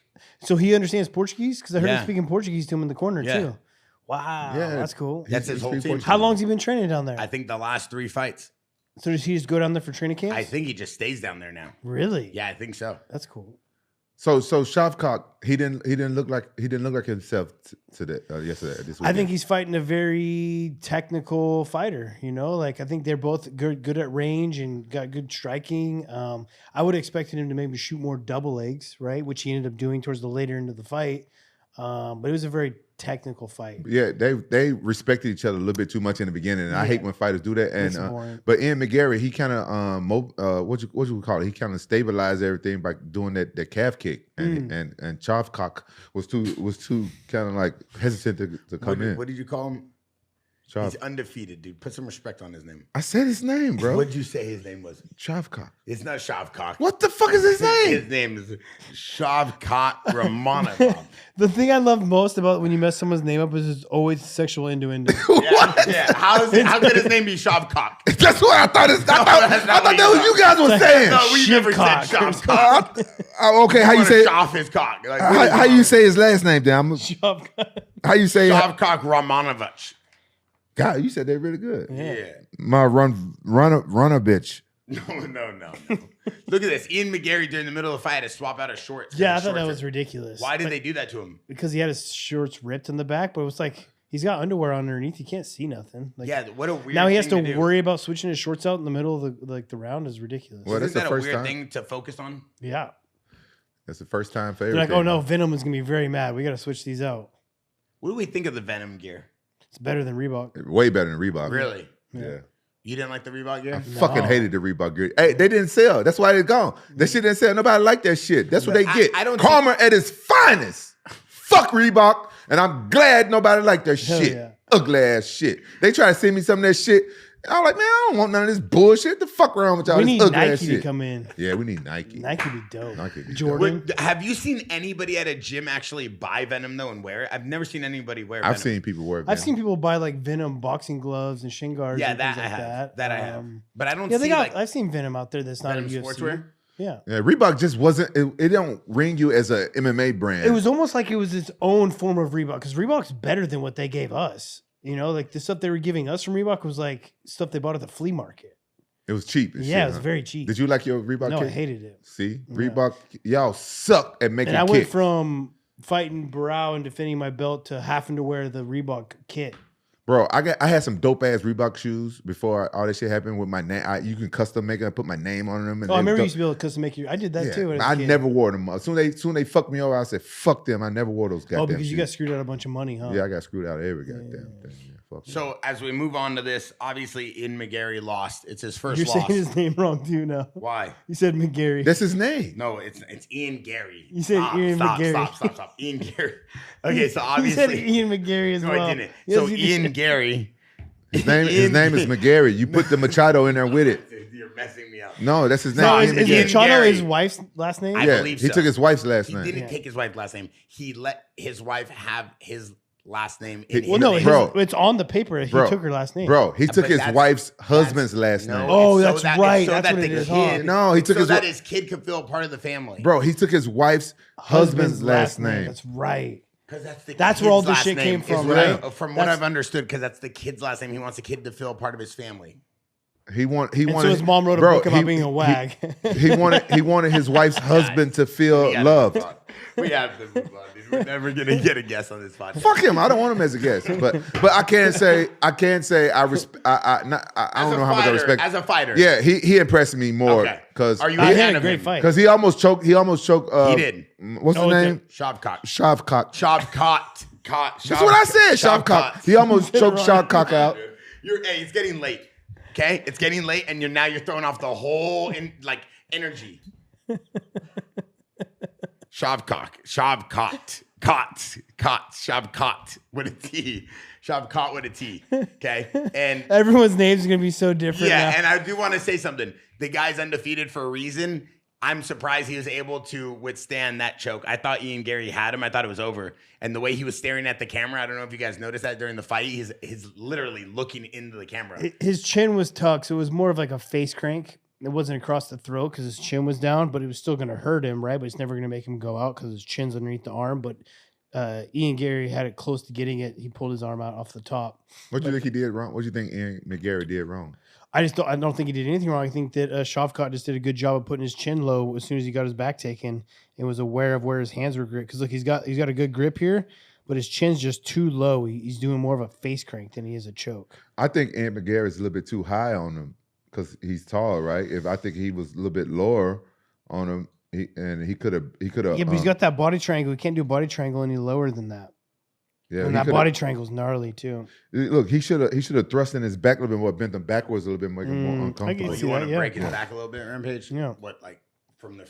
No, I'm asking you a technical fighting question because we saw Leo Vera and Buchecha and they were showing me that same thing, the face crank, how you use this part of your wrist, right? Is that what you, for like the choke? Your thumb. Yeah, the thumb. So like this part of your wrist and the thumb to kind of put it here and then push it up instead of That would have cranking. worked, but his chin was tucked. Like his chin was tucked the whole time. He can never get it. Do you know what I'm underneath. saying? Yeah. Can you explain it to the audience better? Because Rampage has no clue what I'm talking about. They're saying when you go for a choke, you use this part of your thumb.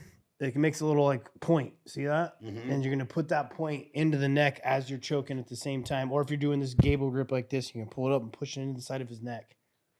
Hey, but Shavkat, It's like entertaining. Yeah. I don't choke Technical people. talk. I don't choke people. I just slam them. yeah, the Shavkat, he impressed me by spinning around in that body triangle. Yeah, it though. was, yeah. That seemed like that was very difficult. Yeah. I've never seen nobody spin around like that in a body triangle. Skinny waist and slippery, I guess. I don't know. Jesus. What do you think about his overall game, TJ? Really Shavkat? break down both of them. Ian McGarry and Shavkat. I think they're both great everywhere. I think they're both great. I think Ian Gary's stock went up even though he lost because he fought a guy that has never even went the distance in the UFC. And a very tough opponent. I think both their striking's very smart, and that's why it was kind of like a chess match and a little bit boring. But if you're a guy that appreciates the technique, you're gonna watch it. And then Shavkat I think he's gonna be a great test for Bilal Muhammad. I think he's gonna be a hard fight for Bilal Muhammad. Bilal Muhammad's pace though and cardio and relentlessness could be some trouble, but I don't know. I might be picking Shavkat for that fight. Oh wow! Yeah. Over the champ? Yeah, You think Shavkat gonna be the new champ? maybe, Wow. dude. Over the champ. I feel like Bilal Muhammad. Bilal Muhammad got kind of disrespected this weekend. Oh, that shit was hilarious. That was disrespectful. That was funny. Like, Do Did we you want to see- talk about that? Well, they wouldn't let him in the cage, and Joe Rogan said it on the camera. He's like, "Oh, they don't know he's the champ." That made it so much worse. they made it, and then Conor McGregor. You heard? Oh my God, Conor laid it on him. That shit was funny. Do we How do feel they like get? that? How do they get his voice recordings of him watching the fights? I think he be Showtime? streaming now. Is he streaming? I think he streams now. Yeah. Gotcha. That's hilarious. Do we think that That's that funny. was disrespectful? No, What part?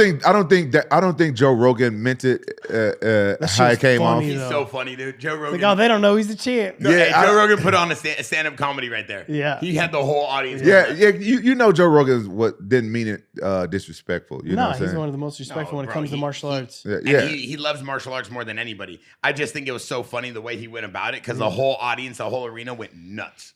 I just think Joe Rogan, he's so funny that sometimes he can say something and it come out. It come You out. know, he like- says with all due respect. yeah. You know what I mean? Yeah. It just comes out funny.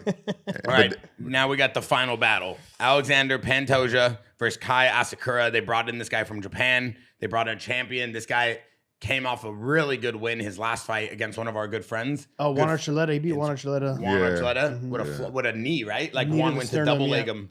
So one Archuleta had to cut a lot of weight, and I think Juan would have ate this guy for lunch if he was like 100%. That's my take on that fight. So He definitely could have. He just Juan's pace is the hardest pace I've ever like gone against someone. That guy never gets tired, never stops, and he could have definitely put some pressure on Asakura. But Asakura timed him perfectly. Asakura's got great knees. He's got fantastic knees. You've seen it in this fight. If he would have been 1 inch, not as close as he was, he would have knocked out Pantoja because he hit him with his thigh with that jumping knee rather than his knee. If it would have been like an inch or two further away, Pantoja's lights would have been out because it was a beautifully timed knee. that was a good knee. But did you see Pantoja rock him right off Yeah. the bat in the first round? Yep. TJ, didn't you get kicked out of the corner or kicked out of the locker room when Juan Archuleta was fighting this guy? Not this guy. No, this was when he was going to be fighting Patricio Pitbull at the Forum in LA. So it was like I got suspended and I was coaching Juan Archuleta. I got very involved in his camps because I was suspended and I was still in the gym. So I was running practices. I was his main coach. We went on a tear. He ended up winning a title at 135s. And then he went into the 145-pound tournament for $1 million and he fought the champ first round. And coming off that suspension, I'm in the back locker room in the athletic commission, which they had no right doing this, coming in and kicked me out of his corner. There's no rule that I'm allowed to corner someone. They like kicked me out of the corner and they wouldn't let me corner him. Why didn't you take him to court and sue to stand up for other fighters that this shit happened to? I don't know. I didn't think about that. I'm not someone that goes into that kind of shit thinking like I'm going to sue someone. Man, you know? fuck that. Get money. It's California, right? Was it California? Yeah. Fuck that. People sue in California all the time. Yeah. How you think Bear got so much money? You say one wrong thing about it, he sues you. So what do we think about them having to bring in a guy from Japan for this division and then Pantoja getting the win over him? I mean, if Asakura would have came in and got the win, the UFC would have won the lottery. I mean, Asakura is like really big name out in Japan. He's like a superstar out there. And I think him coming over in general, they're bringing a lot of fans. Like they're bringing a lot of the Risen fans over to watch UFC. And if he would have got the win, it would have been massive for the UFC, just the fan base they would have gained. Yeah. How you feel about Pantoja calling out Mighty Mouse out there then, though? He's definitely got no right to call out Mighty Mouse. That is crazy. Yeah, He's only got 3 title defenses. But who else are you going to call out though? He got nobody to fight, right? Yeah, I mean, you're going to fight the same guys you've already beaten. So it's like, it's smart of him to call out Mighty Mouse because it's like, that'd be the only fight you're really going to get paid for, you know? Yeah. There's nobody for him to fight, huh? No, that wouldn't fight. TJ Dillashaw, what's Mighty up, Mouse, dude? Rampage. What up, Mighty? Mighty. I can't believe this guy would try to call you out after his fight. I mean, it is what it is. It is what it is. It makes sense. He's got no one else to fight.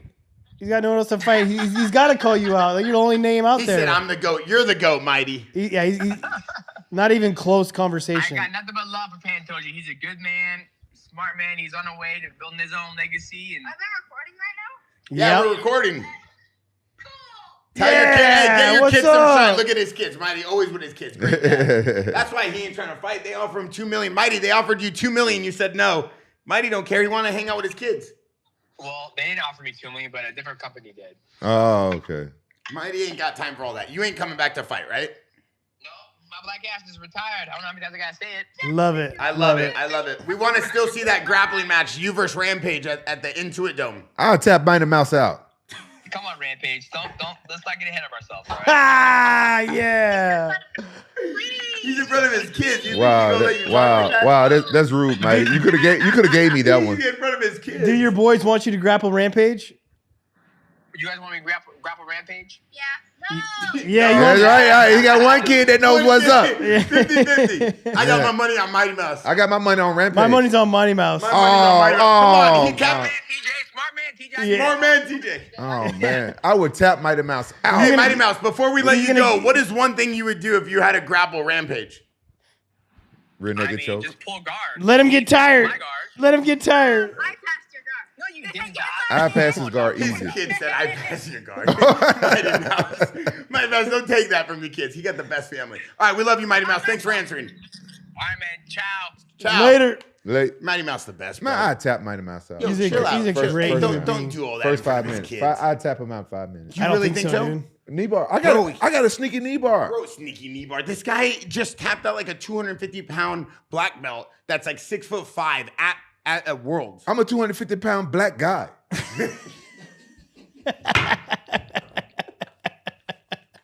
Fuck you talking. Listen, before we leave, we have Look at that knee. breaking- Okay, look. He almost, like I'm telling you, inches away from knocking him out right there, though. That time knee was sick. That's what you're talking about, TJ. Yeah. Yeah. But that's kind of the same thing that guy did to Juan when Juan kind of dove into a double leg. He didn't have to jump, but yeah, Yeah. just timed his knee. Yeah. That's interesting. He's how got this great guy's knees. timing. Yeah, he's timing people with that knee. Mm-hmm. We just got breaking news before we go into the end of this fight. We got breaking news that Ilya Tapora. So this one is for what is it? Tapora? Tapora. His name is Tapora. So Ilya Tapora just said that he wants to move up to lightweight and he wants to make his return in May against Charles Oliveira. Tapora said that we've most likely seen his last fight at 145. Since Islam is going to fight in January and he is not going to be ready for April, May, I would like to fight the #1 contender, Charles Oliveira. He's not going to fight again at 45s? No. He's little. He's done at 45s. Wow. What do we think about that? That's he wants impressive. a double champ. That's sick. Dude. I think he's good enough to do it. But, dude, Makhachev would be so hard for him, though. Makhachev might be hard. I said that the Tapora is the best fighter in the UFC, which I think skill-wise he is, but I think Makhachev's too strong. I don't think Makhachev's going to get past Arman. What? You don't think so? I think Arman Tarukazin is going to mangle this guy. Let's make a bet. How much you want to bet on Arman? $1,000. On Arman? No, on Makhachev. You want to bet on Arman? You're betting on Arman. I'm betting on Arman. I'm Who betting you on betting Makhachev. $1,000? Yeah. Done. All right. Hey, just so everybody knows, I just put $1,000 that Arman is going to beat Makhachev. Oh my God, this dude Pantoja is nasty with just control, huh? He Yeah. just knows exactly what to do at every minute. I don't get it. Like the guy's pretty good. Is he one of the best grapplers? He's very good. He's really good on the back, too. He's got great grappling. So, anything from this fight that you saw against of Asakura, TJ? Asakura, he's coming in on a big stage, right? I know he fights in front of a ton of people in Japan, like 60,000 people, but it's nothing like being on the UFC promotion, right? Like no one does it better than the UFC. And coming in on that with all the hype, all the attention, he did pretty well. He went out there and I feel like he wasn't fazed by it. I feel like he put on a pretty good performance, but Pantoja is just a little bit too much for him when it comes to the grappling, and put him to sleep. I can tell you about the myth. People talking about the UFC jitters coming from. I didn't think I would ever get it coming from. I was From used Pride? To, from Pride. I used to fight in front of like 75,000 people. I think was the biggest crowd I ever fought in front of. And then my first fight in the UFC, I fought Marvin Eastman. Mm-hmm. And I remember that fight. Yeah, people saying like, "Oh, you're gonna have the UFC jitters." I'm like, man, I'm fighting for more people, but no, it's true. That's the guy from Nebraska, right? No, he's from Vegas. Oh, is he? Marvin Eastman. Marvin Eastman from Vegas. That was your first fight Yeah. That was my first King pro of the Cage. fight, King Cage, and then that was my first fight in the UFC. That's cool. Yeah, and I had the UFC jitters for the first round. Nice. It's a real thing. So I'm sure that he probably how's your name? Asakura? He probably had it. How you say his name? Asakura. Asakura. He probably had it in the first round as well. Yeah, it's just, they've even grown since like the time you got the jitters as well too. Just all the promotion you got to do before the fight, right? And all the attention and the social media that It's goes the in energy. behind it. No, it's the energy of the American fans. Is it? Yeah, that's what. Because I feed off energy. I feel people energy. And when you walk into the arena, so you come into the arena, I didn't get it until I walked out into the arena. Oh, really? It's the American fans. Their energy is different from the Japanese Because fans. they're quiet, right? They're quiet, but when you walking out, they're not quiet. Oh, okay. When you walking out into the arena, they're not quiet. That'd be weird, right? Yeah. No, they're cheering for you and stuff like that and everything. But the UFC fans, the American fans, they're cheering and some people booing and some people saying shit. They saying all different shit. The energy is real. Yeah. And it affected me. Yeah. Something about Pride that I always thought was so cool was that chick announcing you guys. Her voice. Yeah. It was She was sick. the best. Yeah. I mean, obviously Bruce Busford gets me super pumped. Right? I thought I heard her. I think she was here for this. Oh, was she? Yeah, I thought I heard her announcing him. I didn't watch any of the announcements. I fast forwarded. Oh, I think I call me crazy, but I That'd be think she's awesome. here. I think she was there for that because The same girl from Pride? Yeah. Wow. Yeah, I think she was there. Because I heard her, I said, but it was faint. So I guess they did it for the people that was there more than for TV. Gotcha. But I remember her voice. It's like I've heard it so much. I said, she's there. I think she was there. I'm gonna hit her up on Instagram and see if she's there. I also noticed Asakura's got some like white boy in his quarter that was just speaking English to him. So Asakura, I'd imagine, speaks English too. Yeah, he speaks a little English. That's good. I mean, I've seen like, Tatsuro, he's been in here a few times with Coach Perillo, with Cheeto. Yeah. And definitely, the love and respect that these Japanese fighters Oh, have yeah. for MMA in general is pretty incredible. I think he's going to be a big star, though, in the UFC. I think so too. His star power, like his video was like the third most watched video on UFC TV, I think, on YouTube. Yeah. So I think that this kid's definitely going to bring a good attraction. he's but good, dude. I like what TJ said. I think He's he's going to good. bring an entire new audience, Mhm. which is great for the UFC overall. Absolutely. So for the fight recap, that's it. Pantoja keeps the belt. He calls out Mighty Mouse. Mighty Mouse says, "No, I'd Ain't rather having wrestle. it. I'd rather wrestle." I think Rampage." Mighty Mouse sounded scared because fuck that $2 He million. definitely did not sound scared. Fuck Yeah, that. Mighty Mighty Mouse Mouse is said he not gonna tap scared me of out. anybody. Mighty Mouse said he gonna tap me out. I'm gonna put it out there. I think Mighty Mouse was scared. Mighty Mouse ain't scared of nobody, brother. Mighty Mouse He's a looks scared. 13-time champion. Mighty Mouse. 13-time world champion. Mighty Mouse, I just FaceTimed you and you sounded scared. I think you need to come back out of retirement, get the $2 million, kick I feel like Pinocha's he's ass. killing What's it his on name? YouTube and Pinocha? stuff, right? Like He's making so much money on media, like what I'm saying Anthony Smith could be doing. Exactly. What I think TJ's been doing this last year, which is amazing. Look at TJ's brand's doing millions now. He's so rich, we don't even got to pay him anymore.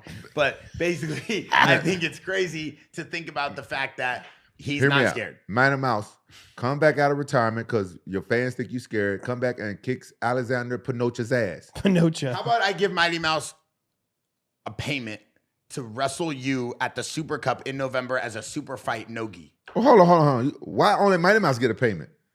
I didn't Fuck, think- what the fuck I didn't wrong? think Yeah, about that one. I yeah, didn't yeah. think about that What one. the- yeah, All right, yeah. so you get one too. Yeah. Yeah. Well, yeah. I would tap Mighty Mouse. I would tell him that I'm gonna tap him out with a knee bar. That's my best submission. Hell yeah. I'll tell him right now, train knee bars, motherfucker, because I'm taking that leg home. Would you be down to be in a super fight at the Super Cup next year? Please or do this it. year in That'd be November. dope. You versus Mighty Mouse in a super fight. It'd be like mini me. How much money we talking about, nigga? Fuck you Six talking figures. about? I love 6 figures. I love 6 figures. I love it when you love it, baby. Oh, we got a super fight coming. Mighty Mouse versus Rampage, potentially at the Super Cup in November. The last one we did at the hangar was packed. It was over 1,000 people. We did it with Leo Vera and Checkmat. The Super Cup is going to be our huge event that we put a lot of money into here at Jaxxon. It's going to be skateboarding competition called the Super Cup with a cash prize with Ryan Sheckler, Nigel Houston, and P-Rod. A Super Cup, which is the super fight for jiu-jitsu, which is Leo Vera, Bushesha, Jansen, the Checkmat guys, and we're going to be giving away money this year. And then we're also potentially going to be adding a moto event with Twitch and all the Are guys. they all happening the same night? All the same day. Damn. It's like our version of like a Warped Tour meets like a Coachella. And then we'll have DJ live music, and then Santo Studio and Jaxxon will be there. Santo Studio will have the brand new Nogi shorts, all the fight gear, which we're dropping in February. The brand got pushed back to February for the drop. And then we'll also be dropping all the new Santo Studio stuff and then all the new Jaxxon stuff. Like we'll have a booth. People can come check out the JX1. Like the sick chains. watch I got? Like TJ's brand new watch. That's the new iced out gold face. Wow. Dude, I got to say something before we wrap this up. We have got to thank the fans for helping us make this one of the most watched MMA podcasts. The guests that have been coming on here are phenomenal. The brand Jaxxon is going crazy. Bro, and I've been feeling what you've been talking about. I've been getting stopped. People talking to me about Jaxxon podcast. You know what I mean? Every day, bro. Yeah. Kids, everybody. Like I was just in the mall yesterday. I was getting stopped at talking about Jaxxon podcast. yeah, everywhere I go, they want to talk about Jaxxon and I'm gonna be honest. I had to stop wearing Jaxxon stuff sometime just so I can like enjoy my friends and everything. I had to Bro, I had to, bro. Like That's listen, the excuse why he wasn't wearing Jaxxon. Yeah. bro. No, you got to understand. Bear It's not because you don't look like inconspicuous. Still showing wearing up, a Jabberwocky mask and shit. Bro. yeah, showing up to OC Fair with No. boots this high on. you guys got. Hey, you guys got to hear. You guys got to hear me out. Let's hear it. I was at dinner at one of my favorite restaurants, Lagos in Fullerton. Oh, the Mexican restaurant. Yeah. Love that place. Bro, and the guy came in there, and I was wearing the Jaxxon hat and stuff, and he walked past my table, and he was like, I'm talking loud, Rampage, what with the Jaxxon? And I was like, oh, I had to shush the motherfucker, and I thought it was cool, all tatted up and stuff like that. He sat down, he was with a beautiful lady. I'm like, oh, okay, leave me alone. And I fast every day, so I hadn't eaten yet, so I'm kind of hangry. And then he could have asked me for a picture right then. He waited till I get my food. Y'all know I'm a germ freak. He want to come back and talk over my food. He was like, can I get a picture? I love the Jaxxon podcast. Spitting all over your food. I'm like, come on, man. Bad timing. Just wait. And stuff like that. Then he got mad. He got all butt hurt. And then after he finished, he paid his bill. So he walked by. He said, I used to be your biggest fan, but now I don't fuck with you. And I got pissed. I'm cussing his ass out, spitting chips and guacamole out. I'm like, fuck you. You got me fucked up. And I hate to get like that. So This is a real life story. It's a true story, bro. Yes. And I hate that. But look, Bear don't understand. When I wear Jaxxon, and I be dripped out of Jaxxon. I like the shit. I wear it. And then I gotta talk to motherfuckers about it the whole goddamn time. They want to tell me every episode they want to talk about how me and Bear the dynamic duo. They love TJ, but they think they can fuck you up now because you got one arm and shit. Bro, I've been hearing a lot about that. Bro, I hear about a lot Luke. of people think they could take you now. A lot of people, and I hear about Luke. I got to hear all this shit. And then, because some people, they ask me, are you Rampage? And I'm like, no. They're like, you lying. You got Jaxxon on. So when I don't wear Jaxxon, I can say no and keep moving. All black folks look alike. Wait, who was you at Lagos with? Bro, you need to get a Was you on a date at Lagos? Is that where you take your girls for date night because it's all dark in there? What was his name? That's fucked up. Listen, How much would you pay him to get a Jaxxon tattoo on his neck? Oh, he don't got enough money. Hey, this is the thing though. You guys were talking about drops. You dropping all these things. I like that you're doing with the watches and TJ watch look better than mine. You dropping all these other things. I'm gonna drop something. Yeah, drop it like it's hot. You keep talking shit, I'm gonna drop these nuts right on your face. Yeah, we out. You do look like Rick Ross. Every time you do that, when he'd be doing that with the headphones, because he looks like he's rapping, I told him, you got to stop doing all this with your hands. They keep making memes of him in the Jaxxon Podcast Discord. They keep having Rick Ross going like this, and then 30 minutes past my training. I'm checking this water too. Do you fast every day? I'm hungry as fuck right now. We didn't even. And you're gonna say- train We first? didn't even say. All right, guys. I want to thank you guys all for watching the Jaxxon Podcast. Now we done. This is probably one of the last episodes. Fuck Bear. Much love. Y'all love me. Fuck Bear. Bear's an asshole. Much love, everybody. We love y'all. Happy New Year. And make sure y'all subscribe and make sure y'all follow Jaxxon Podcast on Instagram. They be posting some good shit. Make sure y'all. You wearing Aqua Degidio? You say what? You wearing Aqua Degidio? You smell like an 8th grade prom with all that cologne on. I wear Versace and Gucci black because I'm black. Versace. Where you get Versace at? Is it my house? I got Versace. Versace. And he just leaves. Like a nice SC Village jacket. Shout out to SC Village Oh, I Paintball and noticed Airsoft that. Park I in noticed Chino. that. That's the SC Village Paintball and Airsoft Park in Chino. It's our paintball park. Paintball and Airsoft Park. Well, this is our last breakdown. Yeah, so Rampage is gone, and I just had one giveaway. Wayne, we're giving away a brand new watch. Okay? Which one? On the Discord, I'm giving a brand new watch. Wayne, how would you like me to give this away? Me and TJ will do it real quick. They're gonna decide on the Discord. You just gotta join the Discord and go to the giveaways tab. Okay, so just go to our Jaxxon Podcast Discord. We're going to put the link on our Instagram. I also have it on my story. It's also in the description of this video and the description of the page. We're giving away a brand new JX1. Now, I want everybody to understand something. We did not just go put our name on a watch. What we did is we spent a year working with some of the top athletes and celebrities: Ryan Sheckler, P-Rod, Ellie Dela Cruz, Cody Bellinger, Twitch, Jet Lawrence, Hunter Lawrence, TJ Dillashaw, Rampage Jackson, Luke Rockhold, Cheeto Vera, Diego Lopez, Khalil Roundtree, to figure out exactly what they wanted in a men's watch. We made the most complete men's watch available. You guys can see it's a Japanese movement, so it's an incredible timepiece. It's got the new butterfly clasp. It has a scratch-proof sapphire crystal, this dynamic link, and the way that our band sits, it really is just perfect security. You could wear it all day. You could depend on it. The shine's incredible, and the face is just nuts. It's one of the best design faces of a watch that you could possibly have. The bezel sits perfectly on your wrist. Guys, like I said, it's the most complete watch. No cap. I get stopped all the fucking time asking me about my Jaxxon watch. That one in particular. Oh, look who's back. I get stopped all the time. I'll wear my Rolex. I'll wear Really? whatever. I get stopped all the time asking about that watch. You guys hear it. TJ Dillashaw don't like. Why you come back? Because we did the podcast so long, my coach ain't here no more. No, he's here. He just is in the bathroom, brother. Don't be so. You have trust issues. He ain't leaving you. I got to train. I got to train for my fight just in You case, hitting hits? in case the fight is still. You going. hit All right, that's it. Thanks for watching the Jaxxon podcast. Make sure We you guys out. subscribe, like, share.